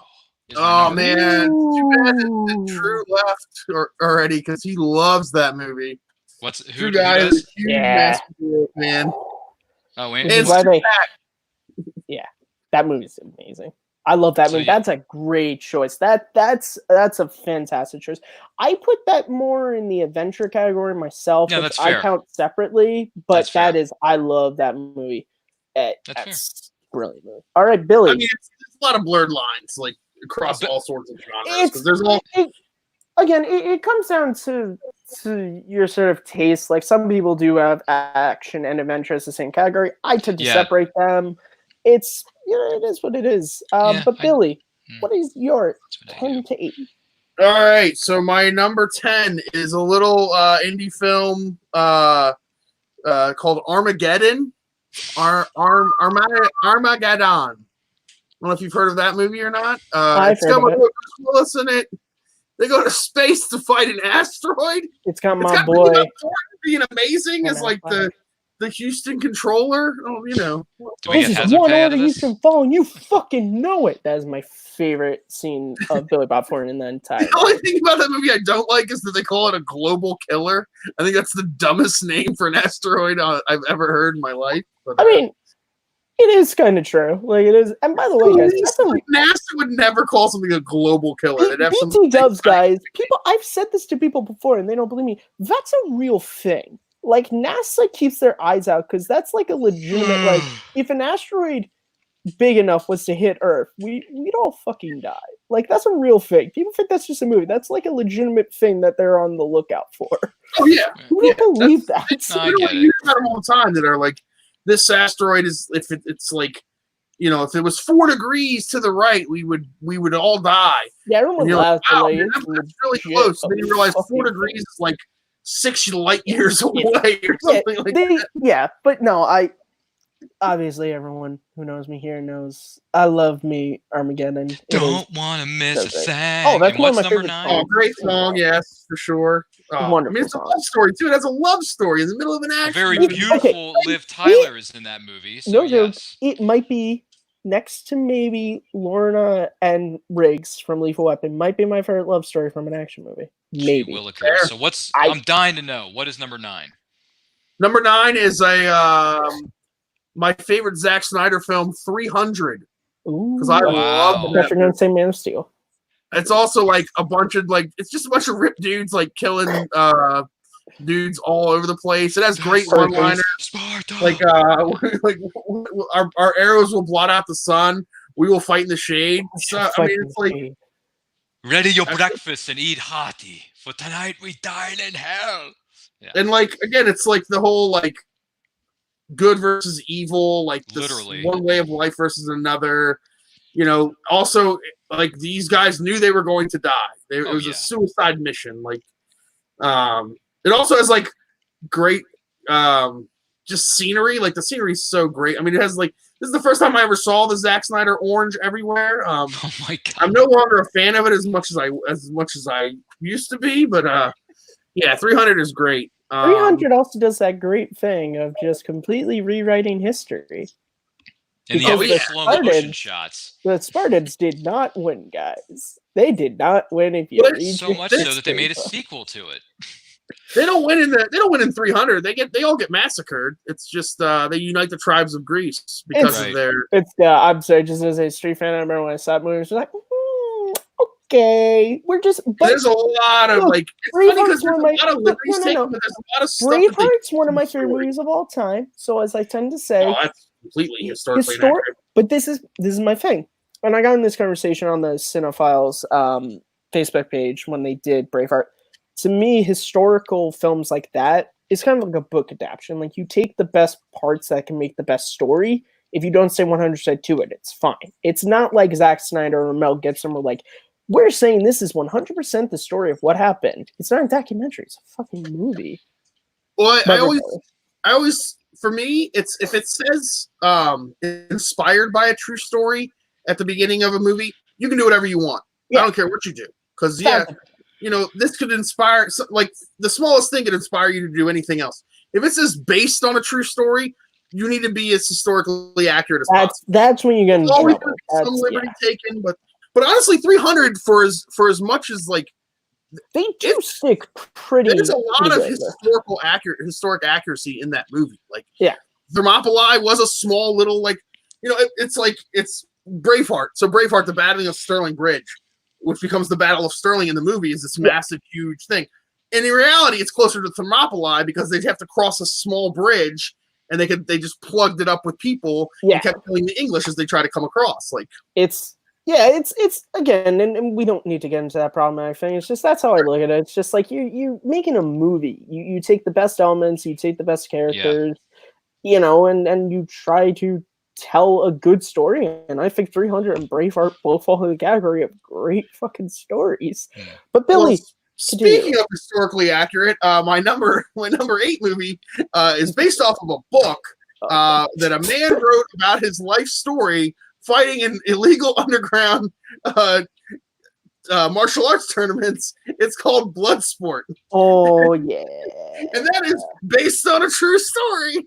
Yeah, well, Frank Dukes is also a fucking liar. So Frank Dukes is a sociopath. Dude, I'm sorry, I love that movie, but Frank Dukes the real guy. I'm sorry, this guy wrote a book where he said he entered Kumite and like broke the speed record in his first match. Like that doesn't fucking happen. All the records. And I love that movie, but and that's not their fault. That's fucking Frank Dukes. Just like, this happened.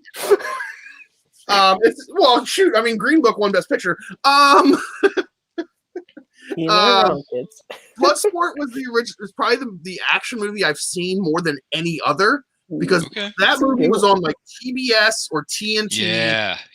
Every weekend. If you woke up at 2:00 in the morning on Saturday night, Sunday morning, there was a high chance Bloodsport was just going to be on your TV for you would go to bed with your TV on a completely different channel, and somehow while you were sleeping, elves came in and changed it to TBS, and it was on Bloodsport. It's action packed, especially the beginning's a little slow with the backstory, but once they get to the Kumite, it's all action. It has a lot of good comedy. It's Van Damme at like the peak of his doing splits in the middle of a hotel room. Oh my god, yeah, where Fred walks in, he's just like, oh god, what are you doing, man? It's like I love Bloodsport. I love it so much. There was a toss up between which shirt I was gonna wear, my Bloodsport or my Tango and Cash, but I decided to rep both of my boys with Tango and Cash. But I love Bloodsport. Obviously. Maybe you guys can tell me if I'm right. Is the guy in Bloodsport who's the other American, is that Ogre from Revenge of the Nerds? Not sure. I think it might. Maybe not. Or maybe I have no idea. I've never seen Bloodsport. I don't know. You know Bloodsport? No. Tim Franco is all correct in the chat. Bull Young is one of the best villains. Bull Young, he's back.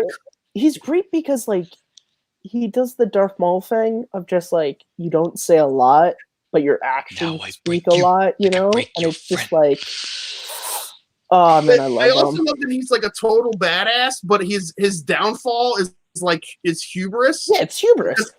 He's he blinds him. He could have killed him. He could have won right then, but instead of celebrating it's the hubris of him thinking, and then at the end when he takes the bandana off, is oh man, I love that movie so much. So that was your 10 to 8. I'm sorry. He is Ogre from Revenge of the Nerds. Cool. So okay. Schmodown. And that's your 10 to 8? That's what 10 to 8. Okay. All right. So my 10 to 8. My number 10 is Call Me Snake. Escape from New York. I love this movie. This movie is fantastic. It's my favorite John Carpenter movie. It's one of my favorite films of all time. Snake Plissken is in my top 10 favorite characters of all time. This movie is just infinitely rewatchable film for me. Like just infinitely. The action, the reason why it's 10 is just because the action is not as crazy as some of the other ones, but it's still like the fight in the ring is just one of my favorite action scenes of all time, where they start off first they have like the garbage can lids and just regular, well no, they start off with just regular bats, and then they have garbage can lid and spike bats, and he just fucking knocks him in the back of the head. Just love that movie so much. Number 9, I have not Bloodsport, but the other Van Damme film, Kickboxer, which is my preferred because I like the story in Kickboxer more. They call me Naksun Kao, the White Warrior. I just, that movie, I just love so much. Frank, it's just awesome. Kurt Sloan, it's badass. He's great. Yeah, I love Kickboxer. And at number 8, I have a little film from 1993, Demolition Man. Who does not love, like, Demolition Man is such a fun, like, if you were a big action movie fan, this movie has everything you love in it. It has the mano a mano. It has a great villain. Shit, I wonder if I can play the accordion too. It has a great villain, John Spartan. It's just such a fun movie. I love it. Snipes' best acting he's done his entire career. Oh, yeah. He completely goes for 100%. He's the best part of the movie. He completely goes for it. Excuse me, 100% sir. Invested. Like, excuse me, sir. What happens to be your boggle? My boggle. He just fucking. Oh my god! And it's like, it's Stallone, like, is kind of playing a character, but he's also just playing himself. Like, he just has such like witty dialogue in that film, to where he's just like, and there's Raymond Cocteau who wants to take me to Taco Bell. Lord knows I wouldn't mind a burrito. He's just, look, Huxley, hurting people's not a good thing. Oh, well, sometimes it is. I just love that movie. It taught us the future of the handshake. Now that we're in quarantine and we can't touch each other for handshakes, we do the high five. It also taught us the future of toilet paper. If crazy people keep going the way they do. Do you think there's someone in quarantine right now who, when they couldn't find toilet paper, oh yeah, the 3 seashells, found seashells? 100%. It also is one of my favorite action movie moments of all time. Be well, John Spartan. Be fucked. That moment, I'll just forever love it. All right, Ryan, we go back to you. Please give us your 7 to 6. All I right. think that's how top 10 does it. I'm just honestly, no. You're right. You're right. Rockers at this point. No, it's okay. It's okay. Yeah, we're at number 7, and then we go to 7 and 6. So number 7 for me, this was kind of tough because I like both these movies that are coming in, both 7th and 6th place respectively. But if I had to rank, I like action movies where the action serves a purpose. It's not just there to be an action sequence. Like, it actually has a purpose for being there, and it adds something to what's going on, or what's going on with the story or the characters in this case. So that's why I went with the one I grew up on, the first indie film I ever saw. Indiana Jones and the Last Crusade is my number 7. Punt. Don't get me wrong. Ooh, punt. Oh, no, wait, no, fine. Never mind. We're in the same zone. So yeah, you're good. Oh, okay. Okay, I was going to say, for punting, I won't say anymore. But Indiana Jones, Last Crusade, first indie film I ever saw. Love that movie to pieces. I will always love that movie. It just turned a healthy 30 years young last year, so happy 30th. Love that movie. The Grail Knight at the end of that movie is so good. Like, just all his lines, all the mythology, everything about the Crusades. I just love that history stuff. So that's why I love the last. And plus, the MacGuffin in The Last Crusade, to me, is the most realistic, like, could actually happen MacGuffin in certain films that I've seen. That's just my opinion. I may be wrong. But number 6, coming in number 6, I'm going to go with the one above that, and that's the one that started it all in 1981 from Spielberg, Raiders of the Lost Ark. Yeah, I go with both of them. Yeah, at number 6, because The opening 10 minutes is some of the best opening 10 minutes of any film that's ever been made, period. You get to know the character, you get to know the universe that he lives in and how things work with him. His outfit is fan-freaking-tastic to the point where I cosplay as this character at Comic-Cons, and I'm not ashamed to say it. I love dressing up as Indiana Jones. It's so much fun. Plus, I just got a new fedora that's made in the style of Raiders of the Lost Ark. So thank you, screen-capped hats. Brian, I'm looking at you. So the movie's fun, great action sequences. The action sequences in this movie serve a really good purpose. It's not just there to be there. It actually serves a purpose. I mean, the fight in the truck, going after the Ark, the stuff at the beginning with Alfred Molina, we love you, sir. That stuff is just pure awesomeness. And just, the action sequences in, what's her name? Marion's bar. Fantastic. Whiskey? Take a bottle. Psh, knock him out. Take a gun. It's so good. And he uses that Shoot whip. them. Shoot them both. Exactly. And he uses the whip to perfection. As soon as she's about to die, let her go. It's like, oh, it's so good. So yeah, that is why 7 and 6 are the two best Indiana Jones films. Last Crusade is at number 7. Raiders of the Lost Ark is at number 6. Those are great choices. That's the thing. That's the Indiana Jones movies are adventure films for me, so they're not on my list because I count them as adventure films. But the Indy trilogy is right under Star Wars as my favorite film franchise of all time. Those movies I adore. So respect.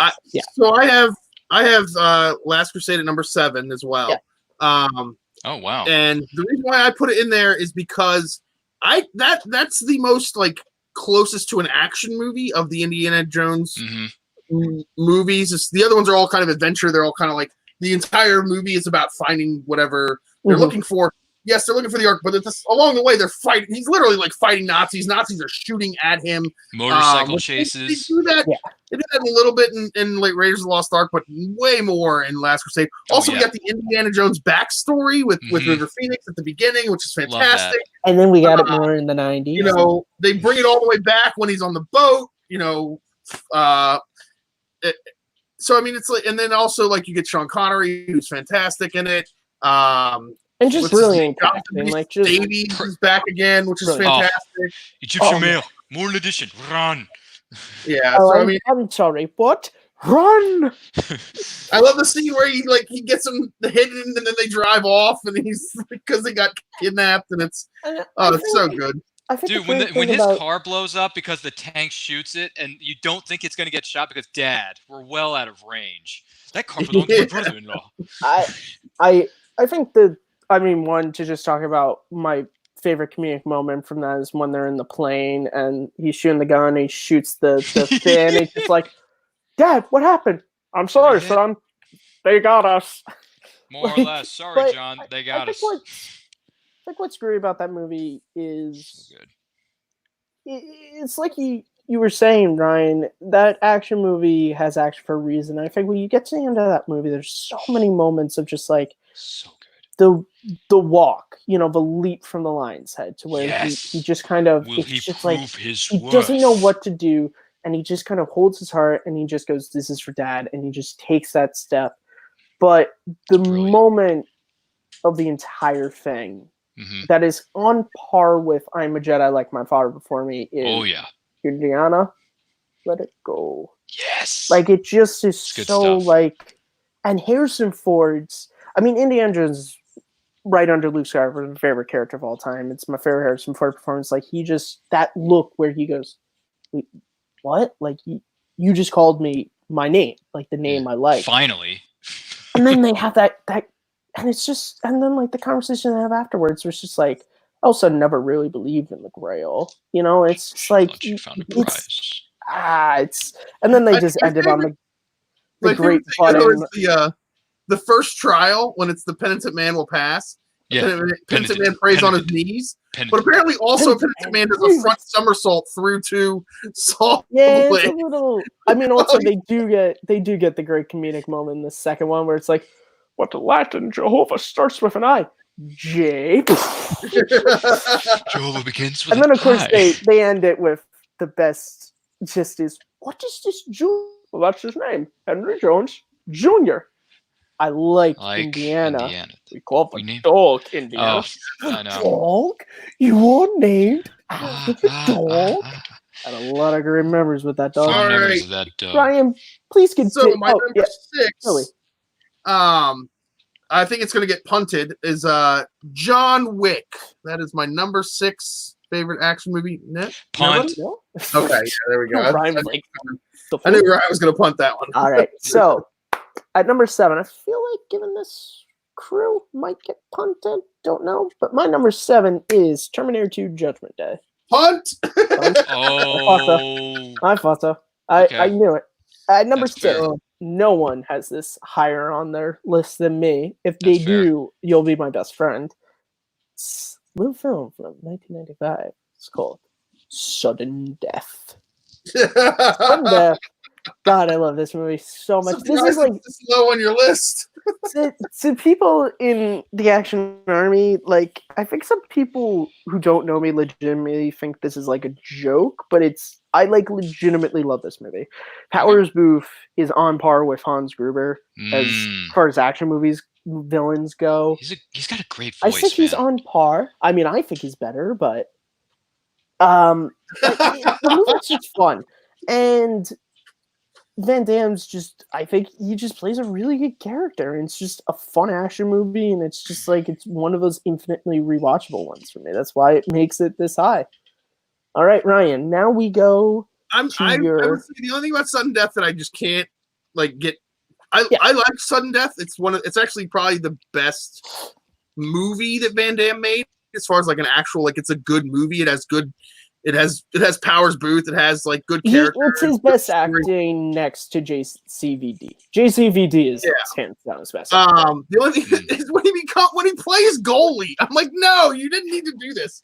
You like, but they said it all in the locker room that he played goalie in the minors in Canada. Yeah, I mean, they actually could have done this a better way, because there is a thing in the NHL where they have an emergency goalie. Where if 2 goalies on a team get hurt, there's just like a spare goalie that either team can use. And it happens every once in a while where 2 goalies on a team will get hurt and they need to use the spare. And he could have been like the spare goalie, and then they would have had to call him on. But the fact that he just goes in to play goalie was like, no, because he takes the jersey and the pads from the goalie who got knocked out, who's the starter. Right. So when he comes back on, they fit the starters. And of course, if your starter can play, you're not going to use your backup. You're going to use your starter. I see why they did it. It just didn't. It wasn't necessary. Yeah. All right. So now, Ryan, we're going to take it back to you. You're 5-3, please. Or we are. Yeah, I mean, if you want to go 5-3, we can. Let's. I don't know. Again, I haven't listed the top 10 of it. I'm such a. It's okay. We can go 5-3 if you want. Just say the word. Let's go 5-3. Let's go 5-3, and then we can do number 2 and number 1. So I had to switch these a little bit because it's kind of tough, but then I had to go with. Do your 5-4. Do your 5-4. I'm do so 5-4. I'm such a terrible host, Malcolm. I apologize. 5-4. Okay. So 5 and 4 is what you 5 want. 5 and 4. Yes. Okay. 5 and 4. Let's just stick with that. Okay. So. These films, I had to switch a little bit because I like these films both so much, but I had to rank them a certain way. So with me, number 5 is, and this person has rebooted this franchise not once, but twice successfully. I'm going with Daniel Craig's first foray as Bond. I'm going Casino Royale. Okay. I'm going Casino Royale. I mean, his debut as Bond, like a lot of people were joshing him. Oh, this guy can't do it. He has blonde hair. Who cares? If the guy can do well in the part, the actor's doing his job. So Daniel Craig came in. It was an origin story. I've never seen that before in a Bond film up to that point. So I was like, okay, this is interesting. Campbell's back. All right, let's see what he's got. And he killed it. And the theme song is fan-freaking-tastic by Chris Cornell. We miss you, man. The opening scene alone, being in black and white and showing his origin of how he got his 00 license, like that's insanity, but it's awesome. It's so cool to see. So my contact, how did he die? Your contact, not well. The second is, yes, considerably. I mean, come on. Daniel Craig nails it. So yeah, Casino Royale is my number 5. Coming in number 4 is the. You didn't mention Eva Green. She's so great. No, they're all great. Everyone in the film is great, and Eva Green is great too. Don't get me wrong. I mean, Vesper, fantastic. I'm not going to take anything away from the cast. Excuse me, she's a white woman. We're just not going to talk about her. No. I didn't mean it like that. But everyone in the film is great. Everybody in the film is great. Vesper Yes? Lind, great character with a cool backstory, even though it was dark. But anyway, coming in at number 4, this is the first film I saw in theaters when it comes to the 007 universe. In 1995, Martin Campbell did it the first time with Pierce Brosnan. GoldenEye, baby. GoldenEye, number 4. It's awesome. It never gets old. It's my personal favorite Bond film That's my favorite as well. It's my of favorite all as well. time. 100%. How many times did I watch that on VHS? A lot. How many times did I play the video game on N64 with my friends because I didn't own it at the time? A lot. So, did I ever buy the soundtrack on a cassette tape? Yes, I did. So, it goes without saying. I love That's James the best Bond. video game movie of all time, even though the video game came after the movie. It was after the fact. Yeah, but I digress. GoldenEye is my favorite of all the Bond But films. yeah, 5 is Casino Royale, 4 is GoldenEye. Pierce Brosnan's my boy. He's my personal favorite James Bond movie, personal favorite Bond. I love it to pieces. I can watch it any time of day or night, anytime during the year. I mean, heck, I just watched it again a few weeks, if not a few months ago on VHS, and it was awesome. The film still holds up. And what's his name? Sean Bean? Sean freaking Bean is so good. He's the best. He's so good. For England, James? No, for me. James, for England. For England, I mean, come on. Strawberries. I know, right? Great. It's I so love them. good. And the 006. Bond girls, Famke Janssen, long before she became Jean Grey. Come on. Is Xena on the top? On the top? On the top. I mean, come on. It's great. So those are my 5. That is my 4. What say you? All right. Billy, 5 to 4. All right, so my number 5 is Aliens. That's my number 5. Fuck kiss. It's got the Space Marines battling, an alien, which is a horror movie. You have this unknown creature hunting people through this enclosed space. You never know what's going to happen. It's grisly and dark and all this, and you're terrified. But now we send in the Space Marines, and it is like the best. Let's shoot everything. Let's blow stuff up. Let's have conflicts. How do we get out of this chicken shit outfit? Yes. Let's have a small child that we can put in danger at any point that we want to just up the tension levels. Let's have badass Sigourney Weaver at her most badass as Ellen Ripley. Like, she was I don't know if she's the first, but she was the first iconic, like, female badass action hero. That movie is incredible. Sigourney Weaver is my favorite actress of all time, and Ripley is easily my favorite character she's ever played. And I think, like, people forget she got nominated for Best Actress for Aliens. Like, she got nominated for Best Actress. She was really? Badass. She did an amazing job. She was that great in that movie, and that Billy does such a great choice. Wow. I love that movie to pieces, and that I remember the first time I saw that movie. This is no joke. It was the scene right after where they're in the water and the alien comes up and grabs Newt. I was like frantically Googling, does the little girl in Aliens survive? Because I couldn't wait until the end of the movie because I was like, and I think that's the great thing about that movie too, is like, you get so connected to those characters. Like, you love Ripley and Newt and Hicks and Paxton, whose name in the film is escaping me, but like, you love those characters. So like, when bad things happen to them, like, you feel like you're like, no. Like, I like you. I mean, one of my favorite scenes of all time in any movie is It's a Bug Hunt, man. Hudson, thank you, Tim. When they're stuck, they're sealing up the doors and it's still coming in. And then Hicks takes the flashlight, pushes up, and just Michael Bihn's just like kind of scared, kind of determined, and just like he looks, and he falling back with the gun, just shoot it. That movie is. Tim's also right. Paul Reiser is a great shit weasel. He's villain. He's such an asshole. When he's the biggest villain in a movie full of killer aliens, and Lance Henriksen is so understated in that movie in the way he's supposed to be. Like, I love the moment when he's going to set up the computer to get the ship to come to them, and I love how they hand him a pistol and he just puts it away right before he goes in. Like, he's like, look, if I'm gonna die doing this. And he earns Ripley's respect, because I like that relationship that she starts off, she doesn't trust him because he's an android, and by the end he earns her respect. Yeah, Billy does an amazing choice. so good. Interesting. Number 4. So my number 4. This is a movie I hadn't seen until it was covered on Action Movie Anatomy, and it is Children of Men. Oh, okay. It is Alfonso Cuarón directed. It's Clive Owen. Yep. Michael Caine. Yeah, Michael Caine. Yep. Michael Caine. Well, Okafor, and Julianne Moore. I really want Bob Finstock to have to answer a Schmoedown question with the answer being Chituel Okafor just to see what he would say. It'd be great. It's a post-apocalyptic, movie with like the kind of, like we've been talking about all night. The hero is not, has some skeletons in his closet, and he's a scarred individual. He's a flawed individual. You have like the amazing tracking shot when they're in the car and it just pans around. Cuarón was like just directing a masterpiece. And then also you have like when Julianne Moore dies, it's like very shocking. It's very like the stakes of the movie immediately like rise up so much. You don't know if they're gonna get out of this alive, and not everybody maybe doesn't. I've never seen it, so I don't know. Oh, I love Children. You haven't seen Children of Men? Oh, I gotten haven't around to it yet.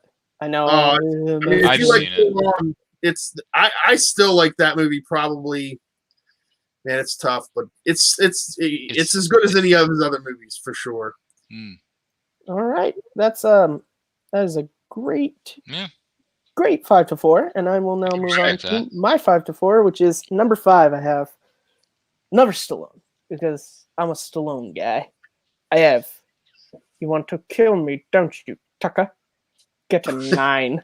Cliffhanger. I adore this movie. I adore this movie.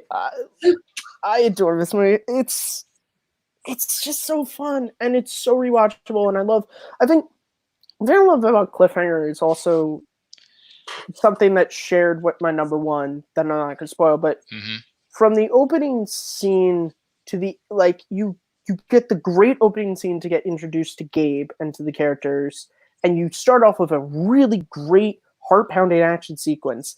And I like the fact that, and Rennie Harlan talks about this in the commentary, but like, you start the movie off with that because you think it's Stallone, that he's going to save her. And when he grabs her, like, you think he's got her. And then when he lets her go, you don't know. The first time you see the movie, you're like, well, wait, it's like, we're starting off the movie with him letting her go. What else can happen? And I think it's so brilliant. And I think Gabe Walker is such a great character for Stallone. And yeah, like, come on.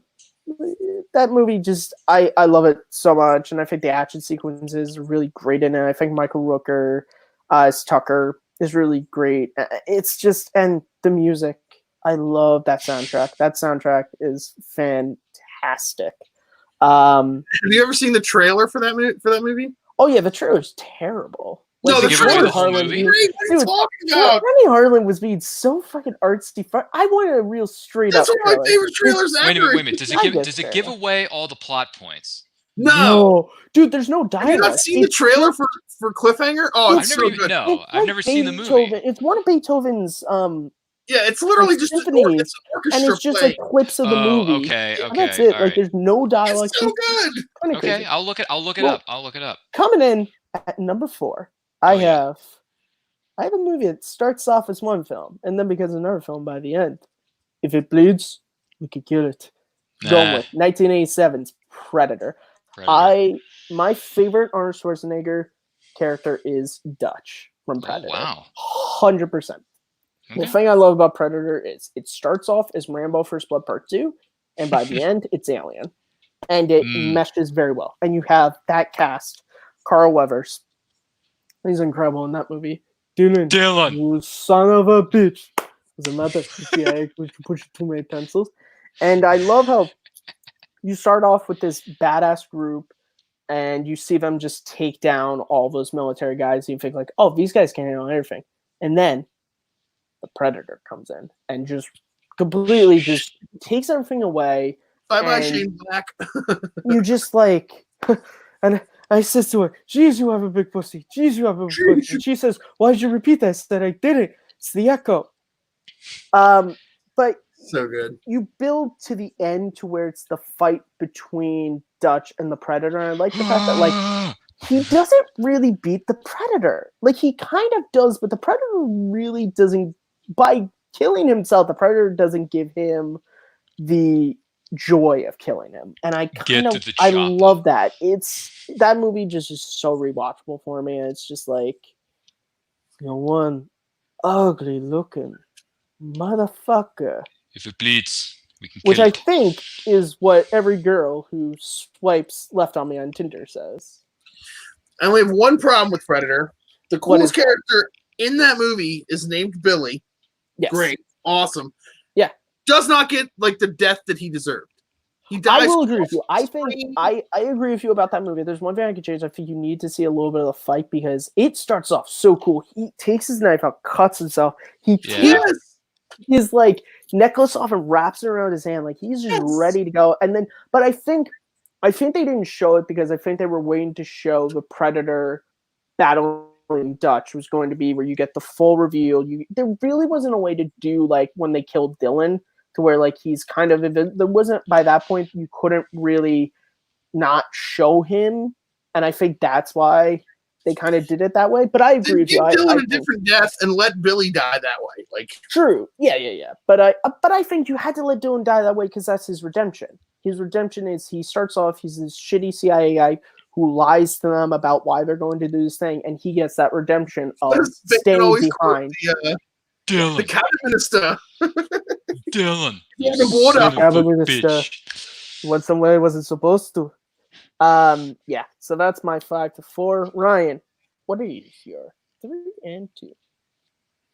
All right. It's not going to come as too much of a surprise, but number 3, I have.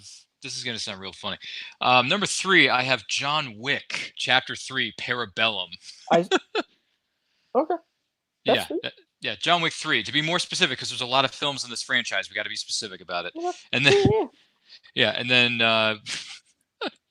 then number 2 was what was brought up earlier, the first one, John Wick. Yeah, there's a lot of JW I've never on this seen list, so... You've never seen the John Wick movies? No, I never got around to them. What is wrong with you? They have the trilogy available on Blu-ray at Walmart, dude. They do Kung Fu. No offense, Ryan. I'm not going to that petri dish of a place right. Well, but you can get it online though. You don't have to go to the store if you don't want to, but definitely get it online, dude. John Wick. The first. Let's talk about the first one first. You can talk about the third one. The first one is so good. It sets the stage. Yeah. He has so much. Like, there's still such an air of mystery about him in the first one that it's so great because it also like. The pacing of that movie at the beginning is so good because in the beginning there's the fight scene at the house. He's messed up. They fuck him up, steal his car, kill his dog, and you're like, well, who is this guy? Like, what's going on? Then he shows up at the garage, and people start freaking out because just by seeing him, and the phone call of when. John Leguizamo smacks the kid, and then he gets a phone call from the kid's father, the Russian mafia boss, and says, I heard you struck my son. And he said, I did. Can you tell me why? Because he stole John Wick's car. And he just goes, oh. And like that's the whole conversation. It's so good. Yeah, and not only that, but the first John Wick film, and this is something that they added in the special features, and they talked about in the behind-the-scenes making of the film. It's supposed to be a neo-noir type film because all the scenes are dark. You know, he's wearing the black suit. He's got a certain look to him. The scenes, the way they're lit or not lit, because it's so dark during some of those sequences, it makes sense because it's a noir film, and I like the mystery of that and the score. Not the score, excuse me. The soundtrack during the club scene when he's going after the gangster's son, like that. Oh my God, it's so good. It's so dark, it's gritty, it's raw, and it's a noir. And that's what I love about the first one. It's a noir type action film.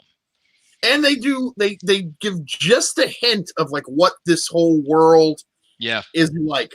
He shows up at the club. Piece. The bouncer recognizes him, Mr. Wick. He goes to the hotel, he uses the coin. We still know what the coins are, what Yeah, they the Continental, are. yeah. We just know he has a ton of them, and like, you know, oh, it's so good. It's just, and then the third one. Right, is on yeah. your- John Wick Chapter 3 Parabellum, the third one adds more to the mythology of the John Wick universe. It gives you a little bit more about what the Continental's all about, what the Assassin's Guild is all about, what some of his backstory is, where did he come from, how does he know all this stuff, where did he learn it, and it's so cool. And then when you add Holly Berry, who I haven't seen in a long time, Storm, I'm looking at you, and she comes back with these two dogs and layeth the smacketh down on a bunch of people's candy asses, shooting people left and right, almost as good, if not, in certain scenes, better than John Wick is. And she's got her two dogs to boot. It's utter chaos, and it's a world movie. They travel to different places. They show you different things that you didn't see in the other two. It's so good. And then the climactic battle in the Continental is like, it goes one way, and then it turns around and goes another way. And I'm like, whoa, what are they doing with this world? Where is it going to go next? You got Bowery King pulling strings. You got the Adjudicator pulling strings. Everybody's pulling strings. We don't know what's going on. But it's fun to watch. It's fun to discover. And Kearns, I implore you to watch this trilogy with an open mind, open eyes, and an open heart, because you will fall in love with this trilogy 100%, brother. You're going to love the John Wick trilogy. And I know you like Keanu Reeves, but you are going to love him even more by watching him kick ass, take names like nobody's business in this trilogy. Yeah, oh yeah. The only problem I have with the third one that kind of makes it not make my list was that the desert scene was like a little too much for me. Like the meeting the head of the syndicate in the middle of the desert, and that was a little. And then also the badass villain, not the Adjudicator, but the Asian guy leading. Yeah.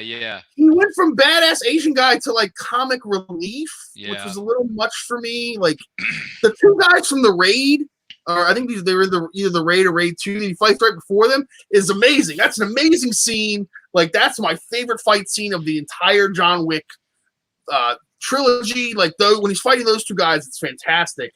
But yeah, it's still so good. You should definitely see it, Currency.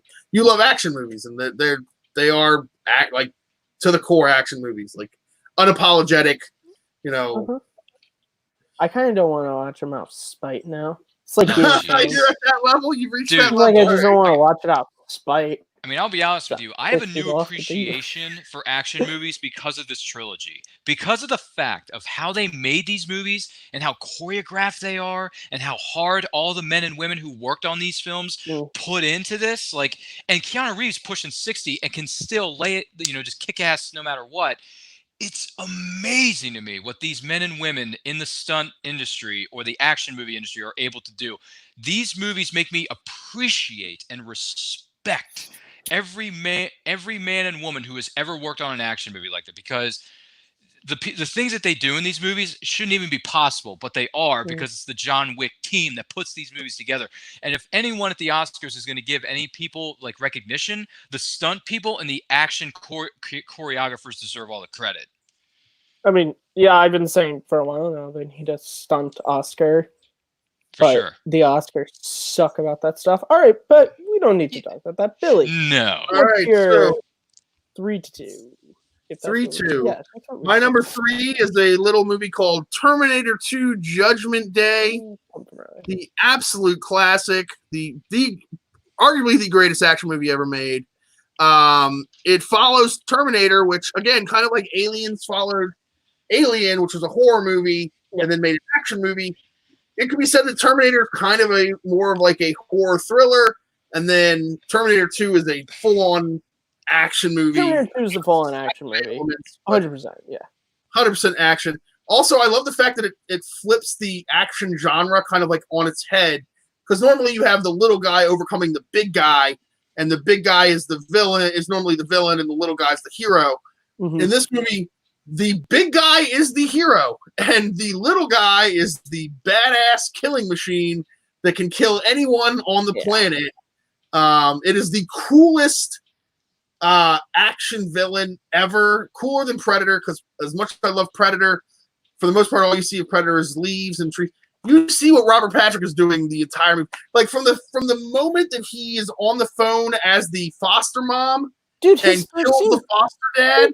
His first scene is the cop like sees the like burnt circle in the fence. It goes and he just runs up and just stabs. And you don't. And that's the cool thing. You only know that he stabs him when you've seen the whole movie. You see it again. At first, you're like, "What did he do?" But you know later, like turns his hand to the knife and stabbed him. But and then you realize when he's on the phone. As but he's just and you hear it. You don't see it. You just hear it.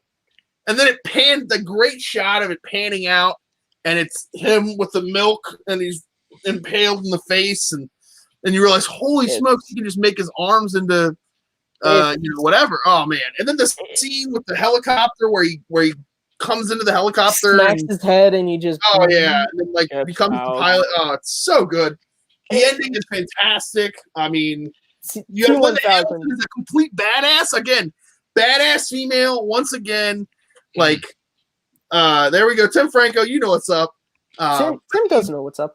Linda Hamilton with the shotgun, just pumping the shotgun. Oh, dude, boom! And then like the coolest way to do that. With a massive gun, and like I love Robert Patrick gets blown to bits, and his head. I love how that moment starts is the T-1000 is morphed into Sarah Connors like trying to bait out John, and then you just see behind him the real Sarah Connor Olympian. She's just like, "Get down, John!" And she's boom, just shut. The T-1000 is second only to Darth Vader in Empire Strikes Back as my favorite villain on screen. Second only to Vader from Empire. He is so, and it's because he is unrelenting. Like he just like unrelenting, unstoppable. Like even when he's being frozen, he still is moving forward to kill John. And that's a great like scene too. They freeze him, they kill him, but he's not dead. Like he's still coming. Like he's blown to bits and he's still not done. And Arnold is so good. That's the T-800 from that film is certainly top 5 movie heroes for me, like easily. Like he's just so, and it's so cool. And Edward that, Furlong as a kid is still not like he's great. He's not whiny. The cool thing is when you watch that movie as many times as I'm sure we have, you realize that there's such a classic thing in action movies. It's just like the hero and the villain like talking.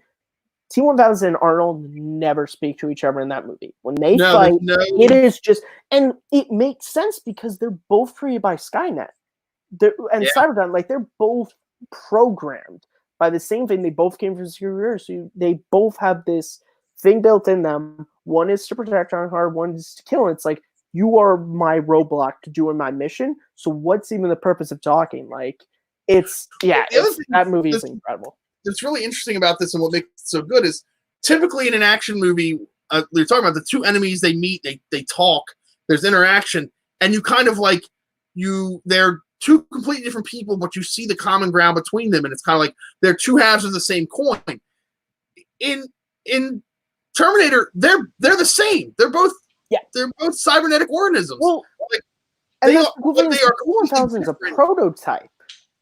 So you get that, like, the T-800s are what they have now, but they're trying to move into the T-1000s. This is the first one they created. So it's saying they're both still like robots. So they should be the same, but they're completely different.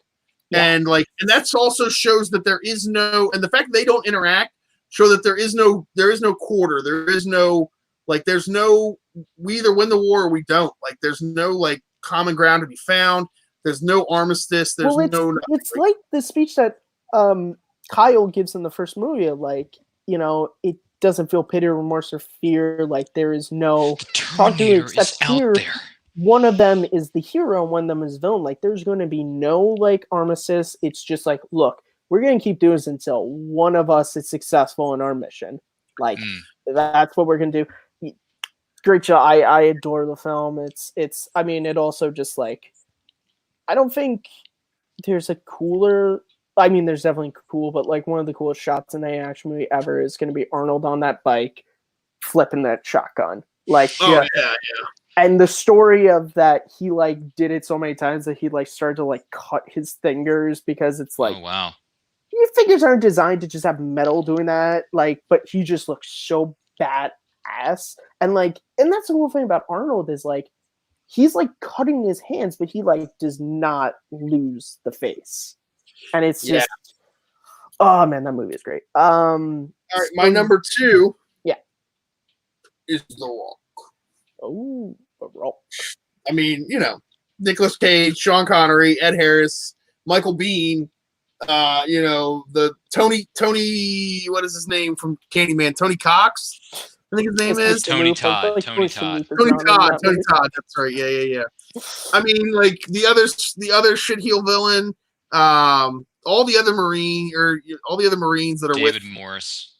Yeah, I mean, it's the greatest, like, because the great thing about like truly great villains are when we can see ourselves doing exactly what they were doing if we were in their shoes. And that's like we understand exactly we don't understand what the action that he's taking, but we understand the reasons behind it. You've been a dedicated Marine your entire life. You've gone places that the government sent you at a moment's notice, bleeding and watching your comrades in arms die with no even notice. Like the families can't even be notified, like anything. And then all of a sudden, you reach your breaking point, and you're going to do something to get, validation for your comrades and their families. And when you're up against the most powerful government in the world, you got to do something, crazy. And that's what he does, is something crazy. And to this day, I don't think he would have actually launched the rockets at any point. So it was all love from him. Cool thing. I will be honest, The Rock is not one of my favorites, not one I often revisit, but one of the cool things I always liked about Hummel from the first time I saw is it's a quick moment, but it just sort of shows that character is right before all this stuff is happening, there's the school children there, and he goes up and he's just like, you guys should get out of here. Like, he's not going to trap the school kids. Like, he's not going to do that. Like, it's just that little moment. And also the fact that, like, he doesn't, it's not him who kills Michael Biehn and the other SEALs. Like, it's not him, it's the other dude. He doesn't do, like, you get that sense of just like, yeah, that movie is great. I mean, I think he wanted to just capture them. He wanted to like tie them up and just like have them not get in his way, but it was not his intention to kill them at all. And then the guy from Under Siege had to knock over the brick and just ruin it all. Yeah, Michael Biehn in that movie. Chulo Santamaco or whatever. It's also so cool that like you get the 3 generations of action stars in the movie. You get 60s Connery, 80s Michael Biehn, and then 90s Nick Cage. Like just all together. Like I'm pretty sure Nick Cage is probably like the same age as Michael Biehn, which is weird. Yeah, but what I mean by that is Nick Cage became an action hero in the 90s. True, Michael Biehn was an action hero in the 80s. So I mean, and of course, one of the greatest exchanges of dialogue in an action movie ever. Losers go home and jerk off. Winners go home and fuck the prom queen. Brenda, where's the prom queen? I also love the whole him getting like when they first take him out of prison and they kind of like give the qualifier, as they always say on Action Movie Anatomy, like the hero qualifier. They like talk about everything he did as like an SAS agent and like how he's in maximum security and no one knows he's alive and all this shit. It's so good. I just love the fact that his daughter is Brandy from Mallrats. It's what is her name? Claire Forlani, I don't know her name, but she's from Mallrats. I just remember the first time I saw Claire Forlani. I just said that. Claire Forlani, right? That's her name? Claire Forlani, yeah. Mm-hmm. Oh, I didn't hear you say it. Sorry. All right. Yeah, I've said it 3 times. My number 3 is, I'm definitely going to hear the words punt, but it is Die Hard. Punt? There we go. I knew that. All right, but my number 2 is Lethal Weapon 2. Okay. That is my favorite of the series. I think that's the South Africans, right? Yeah. Diplomatic immunity. It's just been revoked. He shoots does he shoot the fish tank? Oh yeah, meanie, miny. So good. Hey Riggs, tell me, what does this say? Oh, same as that, but I don't give a fuck. I love Lethal Weapon, but my favorite on-screen duo of all time is Riggs and Murtaugh from Lethal Weapon. And I think the first movie is great, but you have that first half to where they don't like each other. But their camaraderie and brotherhood is so great that in Lethal Weapon 2, you start off with that. You start off with them as they're already partners. They're already brothers, so you don't have that moment of just like, I don't like you, Riggs. You know?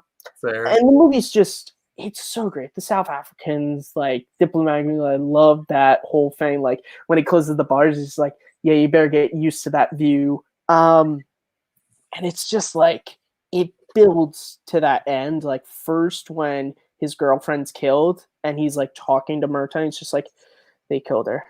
They killed both of them. Because the dude tells him that, like, I'm the one that killed your wife. Like, I drove your car right off the fucking road. And when I pulled back that bloody mess of hair, I was surprised to not see it be you. Adolf, well, I'm just going to call you fucking Adolf. And then you get that fight at the end where he's got that knife in him, and that movie I just adore. And it's just like, Joe Pesci is also great in it. Oh, so good. Leo Getz. Okay? Leo Getz is the most underrated character in action movie history. Oh, why so good. Yeah, he's great. Okay, so you're the drug dealer. I'm the drug dealer. And then he does Riggs his shirt, but he shrinks it. And he's just like, yeah, but I put that fabric stuff in there. Look at how soft it is. That movie just is incredible. It's just infinite rewatchable for me, and it's just fun. It's just a fun, great movie with great emotion. When you get to the end and Murtaugh thinks Riggs is dying, that's just true brotherhood right there. All right, so now, biggies, the numero unos. Ryan, what's your number one action movie? Oh, gee, I don't know. Some guy named John something. Oh, yeah. John Wick Chapter 2 is my number one favorite action movie right now. It's, wasn't the biggest fan of the franchise going in. Saw the first one. I thought it was fine, but nothing great. And then John Wick 2 came around and knocked me out. And I was like, okay, this is what I like. This is what I love in action movies. Give me more. Feed me more, as a former pro wrestler used to say. So John Wick 2, he goes to Rome. John Wick 2, he gets a new suit. He gets new weapons. He gets all this cool stuff. He's fighting in the catacombs. He's fighting in the clubs. He's fighting near the Continental. He has a drink with Common. They're talking about, hey, you have your vendetta, I have my vendetta. It's nothing personal. It's just the way it is. It's just business. Oh my God, they're chasing each other through the metro rail station. He has to run for his life because all the other assassins are trying to kill him. I mean, this movie has 31 flavors. It's insanity, but it's so good in the best way possible. And the way this film is shot with all the neon lights and everything, and especially overseas in Rome when he goes to the club and he has to meet with the member of the high table, So it's so good. It's so good. And Keanu Reeves is like, I never thought I would say this, but like, I wasn't the biggest Keanu Reeves fan going back, but now I don't care what this guy does after John Wick. I'm all in. I don't care. I'm going to go see your movies, Keanu. I support you. I respect you. You're the Mac. You're the man of the hour, the man with the power. You have it all, and you have it in spades. So that's why John Wick Chapter 2 is my number one favorite action movie right at this particular moment. All right. Billy. My one number answer for you. It is Die Hard. It is the action movie. It is the movie that some of these movies might fall into a little bit of other genres and this and that. It's pure action movie. It's Bruce Willis at the height of his powers, being this like everyman cop fighting against these like amazing terrorists who turn out are not terrorists, they're thieves. It has Hans Gruber, who is the greatest villain in the history of villains. It has the shit weasel Whitney Seibold. I mean, Ellis. Ellis. Another Schmoedown person. I mean, it is like it's the whole relationship with him and his wife. Like they're estranged, but they're trying to work things through. And then On now Julia, she's the like the leverage, but they don't know it. Then they find it out because of the shit weasel reporter. And I mean, it sets up all of these amazing things that carry through 3 movies. Like all of these different little like Easter eggs and little like plot points and characters carry through 3 movies, and it's all completely believable. It wasn't meant to be a trilogy, but it is a trilogy. It's perfect. And it's also so iconic. You know, to this day, people talk about Nakatomi Plaza and like, you know, like anytime there's like a major event, people are like, "Oh, did something happen at Nakatomi Plaza?" Or like, it's so good. Yeah, There's so many good. Like, it also has so much comedy that's really good. Ho ho ho! Now I have a machine gun. you won't hurt me. Yeah, why's that? You are a policeman. You have rules. Yeah, that's what my captain keeps telling me. Of all those terrorists in the world, I had to kill him with feet smaller than my sister. I love when my favorite is when Hans Gruber's like reading off his demands, and he's like naming all the people that need to be released, and he's like, and the Crimson Dawn, and no, the guy's it's Agent Dawn, Crimson Dawn. Agent Dawn. He's just like, saw him on 60 Minutes or whatever. It's like, so I heard about it on 60 Minutes. Well, that's John McTiernan talked about that. So in the original script, they were terrorists. And he said, that's not fun. Like, thieves are fun. And you watch that movie and you realize that, like, if they were terrorists, it's a different movie. Because then you can't have fun watching Hans Gruber. Because then it's like you get into politics and all this. Thieves is just like, okay, they're there to steal stuff. Like, I get that. Like, I'm sorry, fucking Ocean's 11, they're thieves. And that movie is fun as hell. If you do terrorists, you have to get into like their principles and what their politics. With thieves, it's just thieves, like immediately everyone knows what it is. They want money. Cool. They're there for money. And you're just you like, wanted a miracle? I give you the FBI. Yeah. Agent Johnson, no relation. So good. Authorization? Here's this for authorization. How about the United States fucking government? Just like fucking Saigon. I was in junior high, dick. Reginald Bell Johnson's so good too as the cop. I think it's right as the cop. Yeah, he's buying Twinkies. He's like, for my wife. He's like, sure. The hell with this. That movie where they're like trying to infiltrate, and he's doing the "'Twas the Night Before Christmas" and all through the house, not a creature stirring, except for night before Christmas and all through the house, not a creature stirring, except for the 3 assholes coming in the back in the stand formation. And the quarterback is posed. The 4 assholes coming in a classic 2x2 cover pattern. It's so good. Over to Johnson. Boom. 2 points. And then the iconic scene at the end where the freaking big Scandinavian guy comes back one more time, and boom, there he is. Al Powell hasn't fired his gun in so long, but saved the day. Oh, it's so good. It's great, and it's so simple. It's good, and it's just it's such a great movie. It's I love it so much. It's I was always kind of partial to Roy Rogers. Willis is great, and he's just so believable in that role, and just that movie is incredible. Don't worry, I'm a cop. In the basement the whole time. So I've been doing this for 11 years. That is true, Tim. That is true. Both of the Johnsons are in License to Kill. One of them plays the villain. Gold? One of them plays the villain. The other one plays the FBI friend of Felix. They're both, that's a great catch, man. That's a great catch. One of the Germans is Necros in The Living Daylight. Yeah. I mean, you're trying to show us that you're going to beat Kalinowski in that Bond. And he's also one of them is also in Goonies, which I've never seen, but I know that. He's part of the family.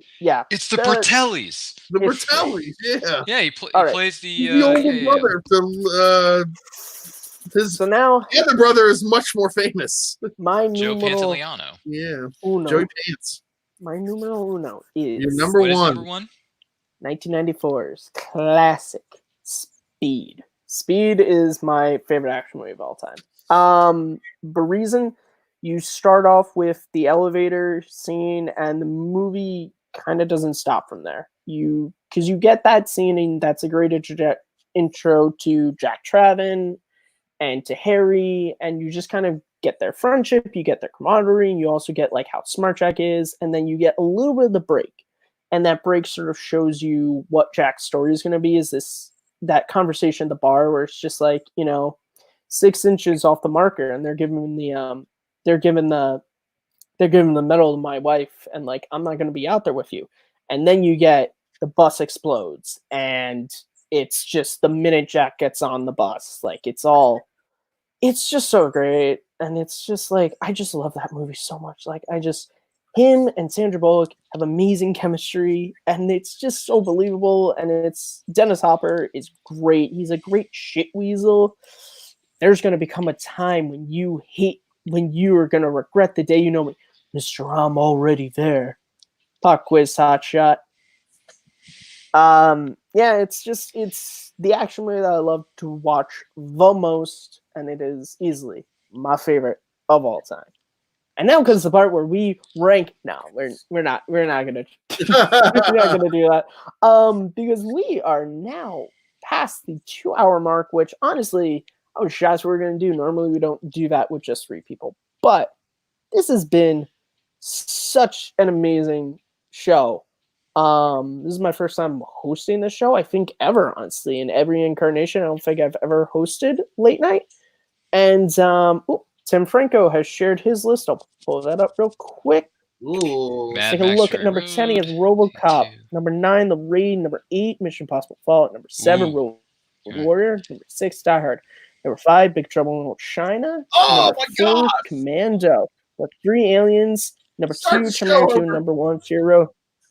That's a great list. That's not a there. bad I list. prefer Road Warrior over Fury Road, but that's just me. But that's a great I love list, Road Tim. Warrior. I couldn't like. I like Fury Road, like for all of the like stunts and all of the effects. The villain I couldn't care less about. He doesn't do anything. Joe or whatever. Like Immortum Joe, yeah. Yeah, and like He doesn't really do anything. half the girls, I was like, I wish he would have died. It would have like raised the stakes. Bring me the like, fuel, and I will spare your lives. yeah. That's a good list, though, Tim. But the fact that I didn't put Yeah. Big Trouble in Little China on my list is very Dude, upsetting. Jack Burton. Come on. Oh my gosh, I'm so upset right now. Jack Byrne. Stacey Howard would be me. so disappointed in you. Dude. Well, Stacey Howard would be disappointed in all of us that we didn't have The Mummy on our list, even though like That's it's not true. necessarily Well, an that's- action movie. That's but she because it's loves- adventure. Wait a minute, the I Brendan put Fraser that Mummy? as adventure. The Brendan Fraser Mummy, 1999 Mummy. She loves that. Dude, That's a I fun love movie. that movie. That's a fun If movie. we're I'm not doing going to lie. adventure That is a movies, fun That movie. certainly is on my list. Now the But- sequels were not nearly as good, but No, the but second who one was cares? fine. The third one is just So we're gonna start wrapping it up here, guys. Yeah. Ryan, gonna start with you. Where can the good people find you on the interwebs? Also, by the way, shocked that not a single Clint Eastwood film made it on your list. I know you're a fan. I listened to your podcast. I'm surprised. Thank you. Didn't get a Dirty Harry film. I'm surprised about that. I thought we were going to. Those are good movies, but I don't think of them as action movies, really. Yeah, I think of okay. them No, as, that's fair. No, that's fair. a different kind of cop drama type films. But anyway, that notwithstanding, Dirty Harry, I really enjoy those movies. Don't get me wrong. Anyway, aside from the Clint Eastwood tangent that we can go on all night, my name is Ryan Permerson. You can find me on Twitter and Instagram at RyanRPM5. Check out my podcast. It's called The Nerdcast, where I review movies past and present. New episodes go up every week, so check that out on Anchor or Google or Apple. Wherever you download your podcast, you can find it there. Also, check out our YouTube channel. It's called Nerd Culture. Find us on Twitter and Instagram at It's Nerd Culture. New videos are up right now. New stuff is coming your way very soon on our YouTube channel. Like, comment, subscribe.